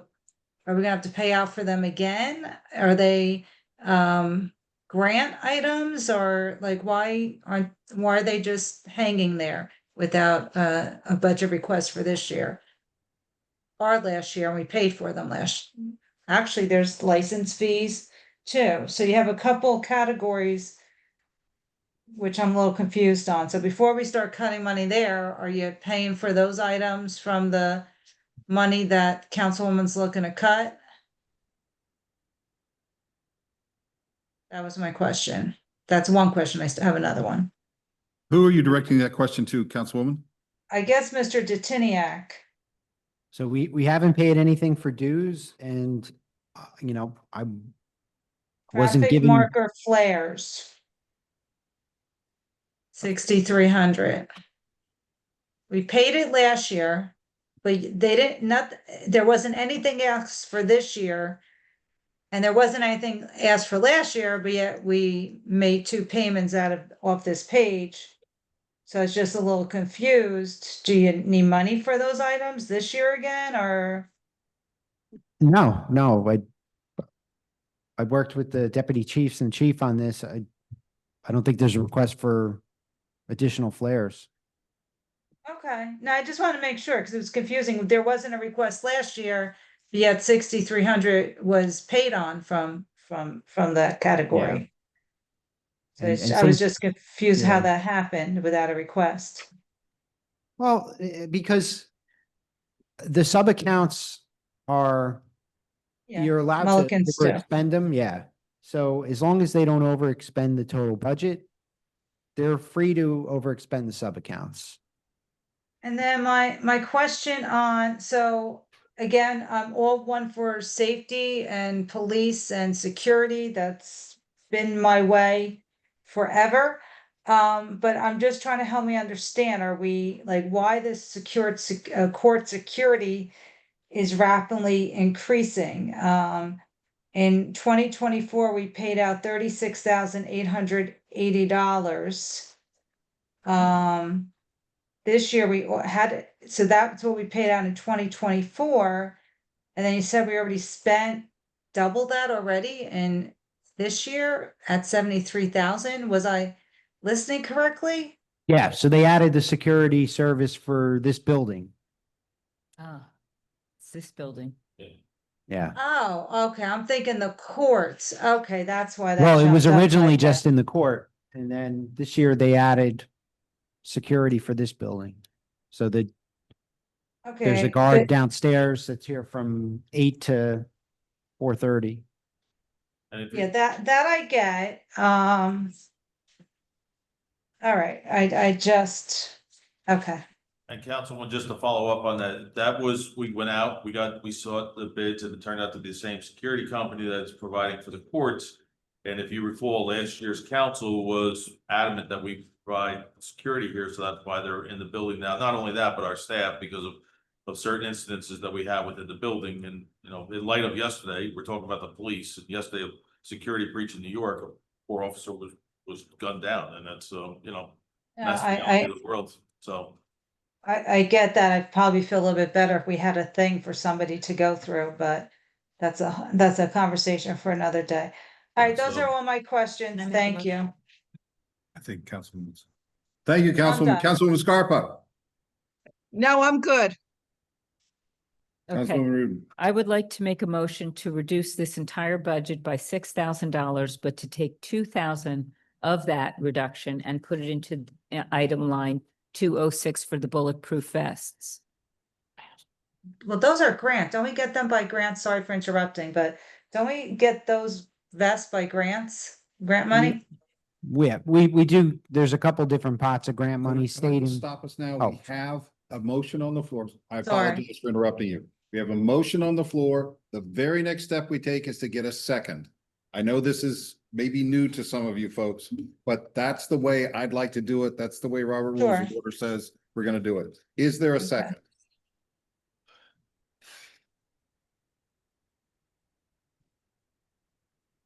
Seeing no second? The motion fails. Now, if you want to finish asking a question, because I think it's a good question to ask, please. So the majority of our bulletproof vest purchases come from the federal grant that we receive, and then there's a state body armor grant that we receive. But we occasionally have to buy a new vest if we have to replace one or if we have a new hire. So we occasionally will charge the operating budget, but for the most part, we try to buy vests with the grant monies that we get. Thank you. Are there any more questions? Any more discussion? That was ours. Mr. Charles had asked me specifically about the grants for vests, so I was just waiting to ask that and got beat to it. This year, we have paid for vests without the grants. Yeah, as I said, occasionally we have to buy a vest. Someone's vest might be too old or they tear or, we have a new employee and we don't have the grant money. So occasionally we have to charge it to the operating expense line item. Vests and firefighter gear have expiration dates on. And so does ammunition. Yeah. Okay, so I'd like to make another motion to reduce this budget by 4,000 overall because of the disparity between what was spent and the point of the year that we are at. And where do you get, well, There's there's a motion, we'll discuss it later. There's a motion on the floor. Is there a second?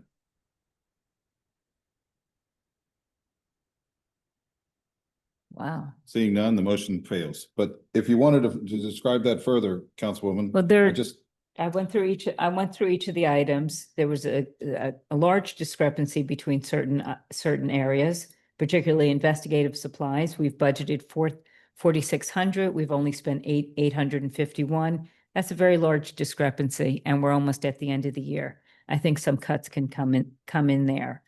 In badges, we've allocated 1,600. We've only spent 514. I think most of our officers currently have their badges. I don't see a lot more spending coming out there. And then there were several others that in computer supplies, we've paid 1,600. We have a budget of 3,000. There's a little bit of fat in here. So I'd like to make a motion. Well, I did make a motion, but it didn't, that was my reasoning. These are small cuts. And it's just being more accurate in each field. But if I don't have the support, let's move on. So is there any more discussion on this page? Do we have consent? Actually, it's multiple. No, it's the same page, one page. Do we have consent? All in favor? Consent. Consent. Thank you. Council President, Yes. so it is 3:31. We have a hard stop at 4 o'clock. I don't know how much further we're gonna get through, but we also need to have a discussion about another workshop next week. Yes, let's go ahead and do that because I suspect everybody will be running out here at top We speed gotta have, at 4 o'clock. So that's a good At idea. least running across the hall, but yes, You have the shortest sprint. yes, I do. Okay, so we have a workshop scheduled for this Friday. correct? Yeah. Madam Clerk? Yes, we do. Okay. So, Again, from 12 to 4. no, well, we did discuss 12 to 4 the other night. But However, Mr. Smeraldo, requests that it doesn't go past 3, so we thought we would. You said 4 hours. You said it was 11 to. No, it was 12 to 4, but then we were gonna do the executive session, so it was suggested 11 to 3. And then, so I want to know, can we do 11 to 3 as opposed to 12 to 4? oh, and this Okay. is in deference to you, Mr. Smartle, 11 to 3? That It works would be good? appreciated. It's Friday. We gotta try and get our work done for the end of the week. No way. So, yeah, Way. yeah, we gotta try and close our, thing down, so we would ask for that consideration for the hour earlier, that's all. Okay, I have a doctor's appointment and I don't think I could be here till 11:30. Okay, well, Michelle came late today, or, sorry, Councilwoman. Don't forget, I'm not here Friday. Not your price. So we have to. okay, so let's just stop now. We've got to wait your turn to talk because I didn't hear anything in the last 30 seconds. There were like 4 different people talking. Okay. So right now, Madam Clerk is talking to Mr. Smeraldo, and then Councilwoman Rudin, we got to figure out her. So Correct. you, So I think in consideration, 11:30 to 3:30, so we don't have this. We could do going back that. and forth. Could we do that, please? Does that work? Yes. does that work for you That's guys? fine for me. Okay. Yes, that's fine for me. Councilwoman Castellino, does that work for you She's or? not gonna be here. I am perfectly fine. You can all do whatever time you want. Wait, I thought we discussed this and you were going to postpone your vacation until next year. At least the budget- Did I misunderstand that? At least the budget stuff is like- Okay, so Friday, 11:30 to 3:30. Correct. Everybody's good with that? August 1st. Yes, yes.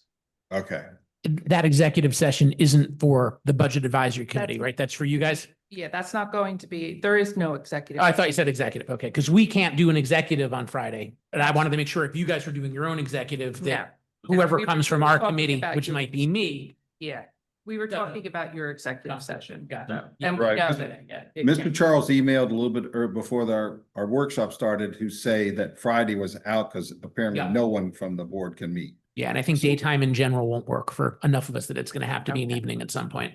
So we will be discussing next week, and also just the necessity for an executive session. I'm not clear why there's a requirement that the CBAB meet with the council in executive session about the report. So I need to get that clear. I don't think it can be. Yeah. I'm sorry? She doesn't think it can be, she said. Oh, I think that's public, I think, anyway. well, that's what I want to identify. But it would likely be sometime next week if that's what actually happens. And it may be that we just have a presentation in an open meeting and discuss it with certain limits, whatever the concerns are with confidentiality. But we'll have to figure that out for next week. I'm gonna talk to Mr. Charles after this workshop. So right now, we've got Friday scheduled 11:30 to 3:30, hard stop. What's next? Next week? Yes. Are there any times next week other than you, Councilwoman Castellino, who is not able to meet either during midday or, oh, you're gone? I am gone and Ms. Kaczynski cannot do Tuesday. Okay, yep, I saw that email. Okay. Yes. So now we're down to 4 days next week. I have a planning board meeting on the 6th, in the evening, Okay. That's Wednesday, correct? Yes. Wednesday, right, Wednesday, the 6th. But the day's okay. The mayor has open office hours at 6 PM, but we can, and I can't do 3 o'clock on Tuesday or Thursday either, so I could do Monday, Wednesday. Are you available? No, Wednesday is no good, she said. I do you said Tuesday. I said Tuesday, but Councilwoman Oh, I'm Scarpa sorry. said I'm Wednesday. sorry. Wednesday in the Only, evening. only in the evening, though. I could do the Okay, day. gotcha, Gotcha. Is Monday the 4th available? I mean, I won't be here, so. Oh, and Ms. Kaczynski, yeah, she'll be here. You available daytime? maybe we can have the executive session on Monday. Well, we Fourth? don't know if we have a need for it yet. Well, That's correct. And also that would only be in the evening because a lot of the Right. board members can't be here during the day. Okay. So Monday, 12 to 4? It would be 12 to 4, but it would not be an executive session for the board, Correct. with the board. Does Monday 12 to 4 work for everybody? Yes. Yeah, could we do Monday evening though? And this way that we could meet with the board? Why don't we do it a little later Monday and then we can meet with the board? We could decide on both times and then see which one we need. I have to talk to Mr. Charles first. Yeah, I would prefer the evening if we could do Monday evening, but I can make myself available in the day. Just I like to get to physical therapy. Tuesday, so, yeah.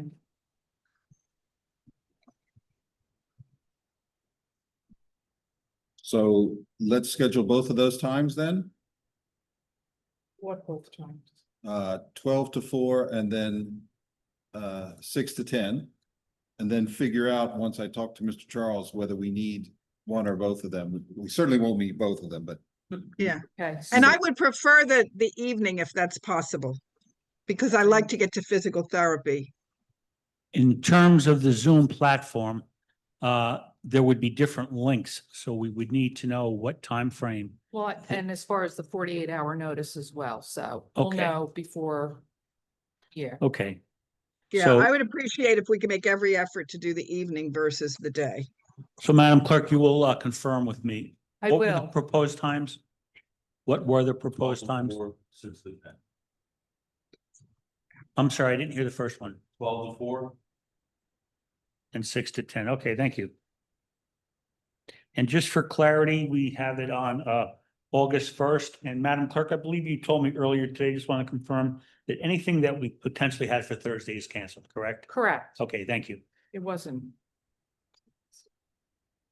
well, we did talk about Thursdays Yeah. at the last.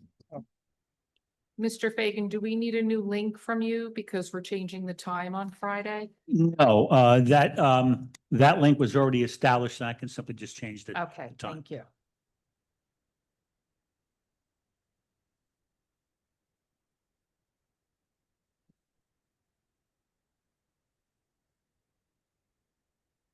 So past Monday of next week, which I think is the 4th. We may need to schedule another time, but are there any other times that week, next week, that are not good for anyone? Again, I would just prefer the evenings if that's possible. Sounds Because good. I need to get to PT 3 times a week. Okay, Are we done for today or well, it depends on how long this discussion goes, but Well, we can't do Wednesday evening because it's planning board. Right. Thursday night is the mayor's office open hours. So I'll be tied up over there. I mean, we can still do it, but I'm gonna be tied up over there. That's only And Friday. then Tuesday is, you said Dina can't do Tuesday. Yes, correct. Dina can't do Tuesday, so that leaves us Friday. Which. That's not, Friday evening on What time are your open hours? 6 o'clock. Mayor's open 6:30. So I think we should do it on that date and then you join us. And we'll hold. When you questions could get for there. you. Sure, just head it up. We'll hold the questions if we can pull pages. well, I was just about to suggest that I encourage everyone to look at the budget, the pages that we still haven't been able to get to, and go through them and identify anything in which you would like to get information from Mr. Detiniak or Mr. Smeraldo. Send them a list of the questions and the requests as soon as possible. Give them an opportunity to deliver the information and make everyone aware. And when I say deliver information, you can send it to all the board members, the council, so that when we meet, we do not have to have these extended time periods of research and the silence. It just unnerves me. I'm just kidding about that. Okay, I'm fine. Psychologically, I'm fine. So that we can have a much more efficient process going forward. Councilwoman Scarpa. Yeah, in the interest of efficiency and seeing where we are with this budget, I would like to make the motion to cut that $50,000 of ESL out of the library. It's a want to and not a have to, and then we could have a further idea of where we are with this budget. It's a significant cut that I think makes a big difference. Council President, Yes, if I Mr. may. Tiniak. We did we cut the special request for $50,000 out in the introduced budget. So that 50,000 that the library did request, we did cut that out. I can't remember the meeting, but we did take that out, and I think it was due to not receiving the itemized budget. So we did agree to take that out from, I guess you could say, the perspective of administration. So we did remove the 50,000. That's part of the Okay. budget. As long as it's out, my impression was that it was still in. So as No, long as that's we out. did take it out, and it's noted on that page for the $50,000 request, and it's Mhm. decreased by 50,000. Okay, good. Thank you. Can you rescind your motion? Yes, I rescind my motion. Thank you.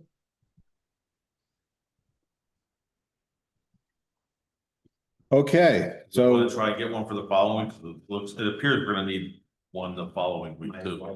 yeah, it appears that we cannot do a meeting next week past Monday, correct? Correct. Right now. We can do Thursday. Oh, Except there that was a third, oh, so did he we, would Yeah, miss. well, it's mayor's open office hours, so that's, But could you just explain to her that we need you more than she does? sure, Could just, I will. Yeah. the person you report to, you tell her that her beloved counsel. I will. Maybe you could be on call in case she needs you. Okay, so did we agree that we will do Thursday, that we'll schedule Thursday, 6 to 10? Yes, No, yes. Oh, we did not. We didn't agree to that, Oh, but Okay. I can do that. Well, at Councilwoman Ruden's suggestion, and Mr. That Smiraldo works. did not scream, his usual scream when he doesn't agree with us, but so we assumed you were okay. But seriously, let me be serious.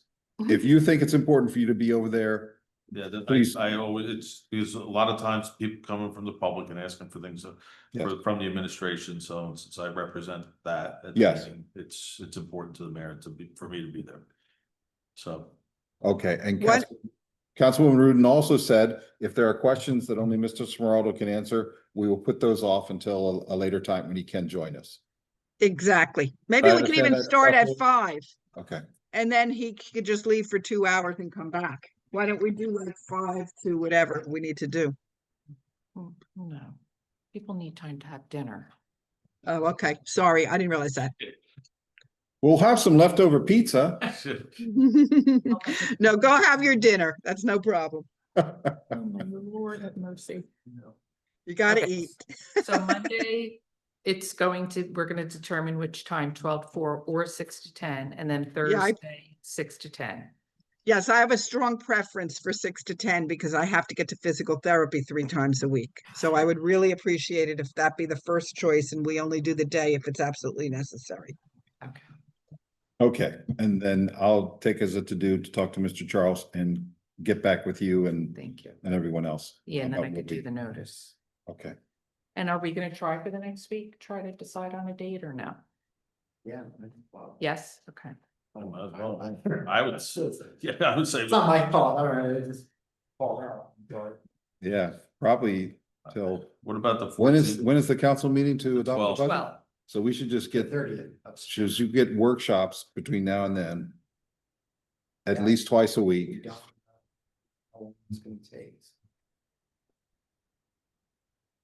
If we're gonna go twice a week until we get this done, I would also ask for consideration for the daytime for the staff. I agree. You know, we're gonna be a meeting 10 Friday, so it's. I was hoping that I was being facetious when I No, said that, but I don't know, the, No, it's a councilman, president, we're on page 66, and this is our 9th meeting, so I'm not. I'm being hopeful, but we started at page 52 today, we got 12 pages or 14 pages. So, And we haven't heard from the Citizens Budget Advisory Board. right.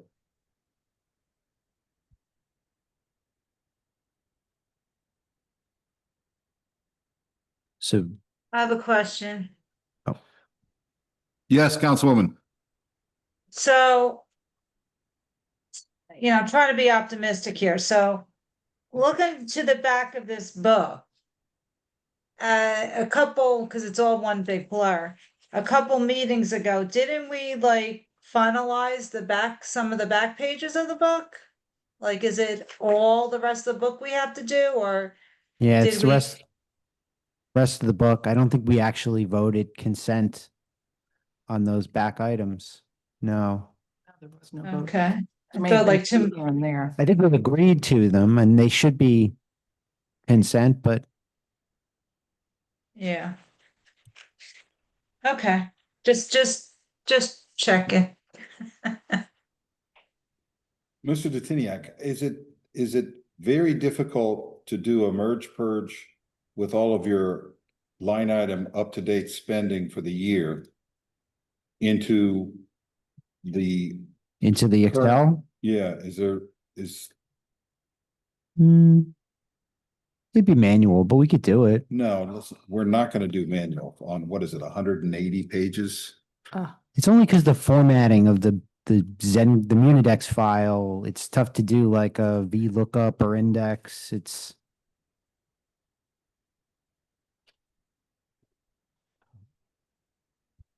Oh, it's only 125. Yeah, I'm not in favor of manually inserting into 125 pages. No, I think Mr. Detiniak has more important things to do.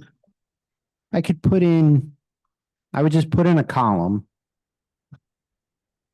and copy in the paid or charged. Let me try it and see what it looks If you like. can do it easily. Yeah. If one page takes me a long time, then I'll say, well, it's not worth it, but I don't think it would be that bad. But then we'd have to get it all printed out again. Well, yeah, I'd have to create a new PDF. Right. That's not that big a deal, No, as long as our copiers fit. Or you could always go to digital. yeah, I Just could print just out the post page. it. Yeah. Um, if that's the case, then we'll just rely on everybody looking at the budget and then asking you the questions and the requests for information going forward. Or I could take the budget request and just put it in the Munidex worksheet That's true. and go that way.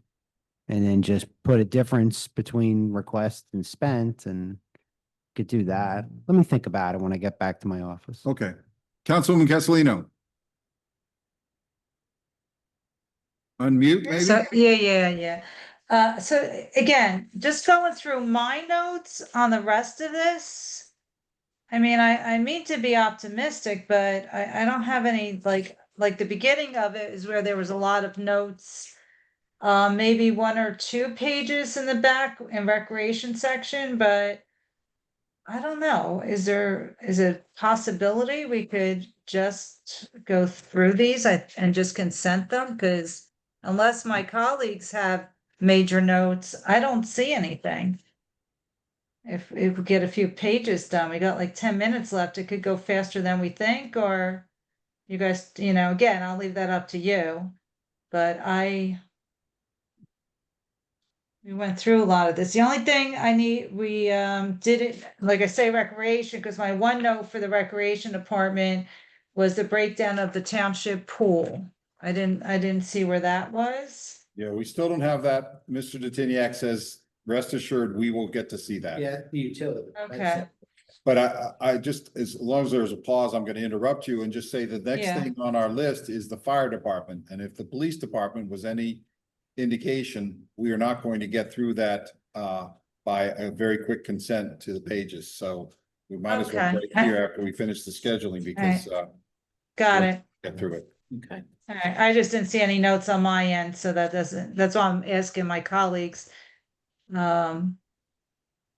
There's more of a discussion, because I thought we were pretty thorough with Chief Vecchio. Yes, okay. And just as a reminder, please go back to the directors and just explain what the situation is and see if they want to come talk to us again or provide a memo or whatever. So is there anything else outstanding at this point? Should we do any other dates for the following Oh, week? the following week. This is the week following next week. Correct. I think. Week of the 11th. Yes. And I would avoid Wednesdays because I know that they're going to be planning, scheduling some planning board meetings. Yeah. And I was asked to, if I needed any of those dates, and I said, as of right now, no. But, they always do it on Wednesday, so I would avoid that. And I would ask that we do the evenings because I really need to get to physical therapy the next few weeks. How about the 14th?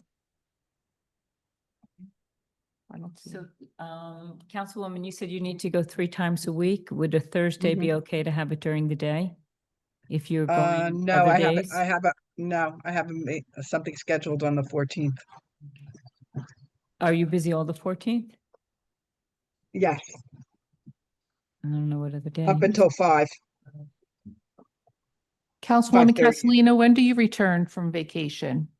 I'm available the week of the 11th, the 14th. I gotta find a time for something during the day, but at night I'm definitely free,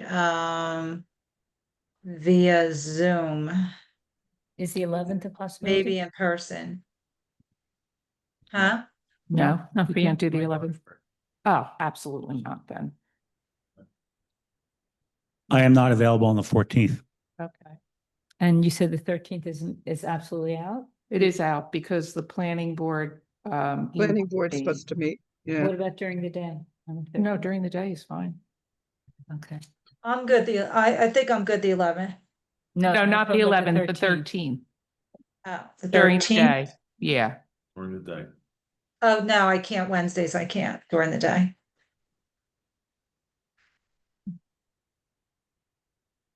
At night I'm available, not during the day.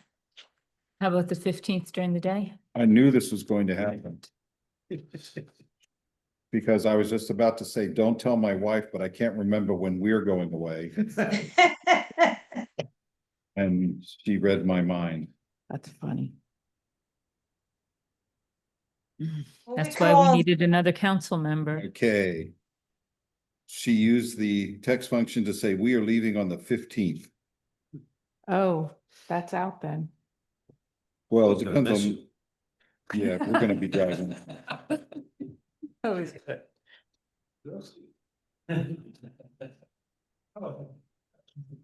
Oh, that's funny. Too close. So,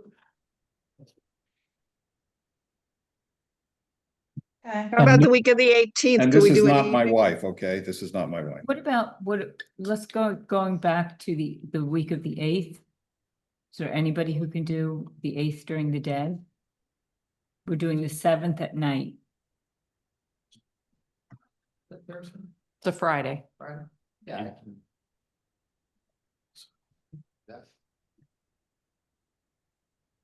Friday the 8th, if we could do 11 to 3, would that be fine?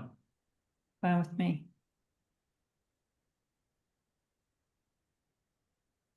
What day are we talking about? I'm sorry. The Friday the 8th, 8th. Friday the 8th, 11 to 3? All right, I may have to leave early, but I'll do 11 to 3. If I have to, I'll have to leave at 2.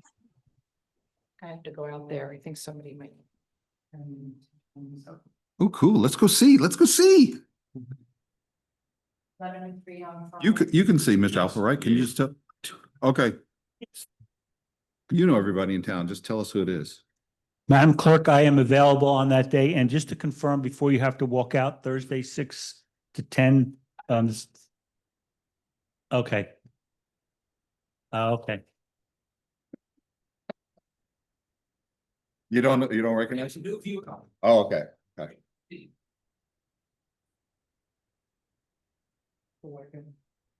Well, we do have surveillance cameras. Okay, We do have surveillance cameras. so are we done?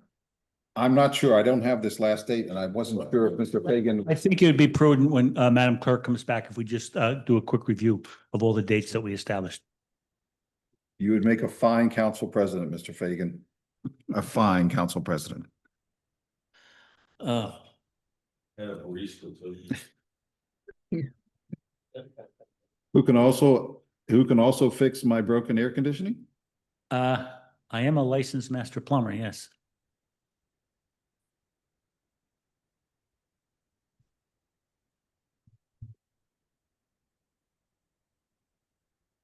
Am I the only one that's unnerved by the silence? Yes. This is. Right, wasn't there a lot of silence in The Shining, the movie?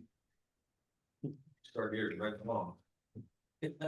I kind of like it. I'm hearing the birds chirp. I hear that all the time. John, For the benefit of those in the Zoom audience, are you going home now because? the benefit of those in the Zoom audience, pardon the dead air, but we are trying to figure out dates for future budget workshops. The meeting pretty much will be concluded today, but hang around and you will hear the proposed dates. I don't need permission to. He's asking me to do this to shorten meetings. Tomorrow, virtual. Monday, tomorrow. Sorry, 12/4, 6 to 10. So next, One on Thursday, 6 to 10. Could be Thursday. right? Yeah, Friday. can we do Thursday morning? Yeah. Possibly. Yeah, that's Thursday. Madam Clerk, I'd like to do at an appropriate moment, a quick recap of all the dates that were proposed, just so we're all on the same. Yeah, Joe, we'll let you know when we're done. Hang tight. So, Okay, can we just go over the schedule just to be confirmed, so everybody, and nobody else talk until Madam Clerk's finished, please? All right, so the proposed dates are Monday, August 4th from either 12 to 4 or 6 to 10. We have a definite date of Thursday, August 7th from 6 to 10. And a tentative date, Friday, August 8th from 11 to 3.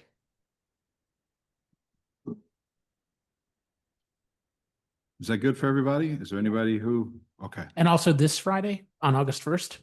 and this sort of, yeah, August first. Are we doing this Friday as well? All right. Oh, yes, I'm sorry. I have that at the top there. 11:30 to 3:30, correct? Yes. And then- Just, I cannot do a day one if it's the 4th and the 8th. It's got to be one or the other. So if the Friday is 11 to 3 on the 8th, I have to do 6 to 10. I can't give up both days in 1 week. Make Monday and Thursday the nights and Friday the day. I'm sorry, I didn't We're gonna- understand that. She has, We're gonna, thing for one, she can't give up 2 daytime periods. So she's asking just to do one of those at night as opposed to the day. So the fourth, Councilwoman, correct me if I'm wrong, the fourth, 6 to 10, and the seventh, 6 Yes. to 10, and then the Friday, 11 to 3. right, Correct? if we're gonna do the Friday 11 to 3, I need to do the 6 to 10 on Monday, the 4th. I Well- cannot do 2 days. So that would work to have, if we go into executive session or have. And then Well, we may not have to go into an executive session. So they, That session can be right, Monday. right, So we're taking off the 12 o'clock. correct. Got it. Did we say something about the 11th also? No, no one could do the 11th, I don't Okay. believe. What- That's what- John's daughter's birthday. John's daughter's birthday, and the 14th, we also mentioned the 14th. Um, Can we do the 14th or no? I don't know. I could do the evening, but not the day. Same. Thursday, August 14th. Mhm. This is 5 meetings. What Yeah. time, 6 to 10. if needed? If needed, yeah. I'm not available that day. Oh, that's Can what we it get- was, can you right. get, Oh. Joe, can we get somebody else? And Miss Burl can't do it because she's got downtown Thursday. Okay, that's out. The 14th? Dun, dun, dun. Yeah. Can we have an in-person only if that situation arises? In person only for everyone? No, for Oh. the 14th, if we have no Zoom moderator. That's your. call. Yeah, but the residents, I mean, we're always saying how residents may not be able to make it down to the building, so I don't know if they would be happy about that. you I know? can't sit that long. I can't be in person. I mean, it's really up to you guys, but We can't have council on. Okay, Forum. we're nixing August 14th. Following week, I'm gonna be away as well. I think you're gonna be away. yeah, the Should we just hold- 15th's no good. So it doesn't look like next week's gonna work out that well. I mean, You can't do the 11th. night of the 13th. That, So, we're yeah. leaving it open for the planning board because So there's, why, we could go in the conference room. Councilwoman Scarpa is on the planning board. I'm on the planning board. Uh, I have a suggestion. Could we go like, if we have to, from 6 to 11, just go an extra hour if we're on a roll and getting things done? So we don't have to make so many meetings? I would What are- ask that you what don't are we do on a that. roll? I would Okay. ask, on behalf of the staff hard that for you you. don't do that. It's That's very okay. difficult to go No all day problem. working and then, Yeah. They don't give you comp time? no, they do not. You should get sleep in time. We got to do something about that. Well, you're Extra cutting the couple hours budget. in the morning. I'll set up a cot in my office. Yeah, no, you should have comp time. And all of a sudden, it's 4 o'clock. It is, see that? The time just. 30 minutes, Flew. folks, by. to There you figure go. out dates. So are we going to adjourn now? I would like to, is I make a I- motion to adjourn. second. All in favor? Third. Aye. Any opposed? The Nope. workshop is adjourned.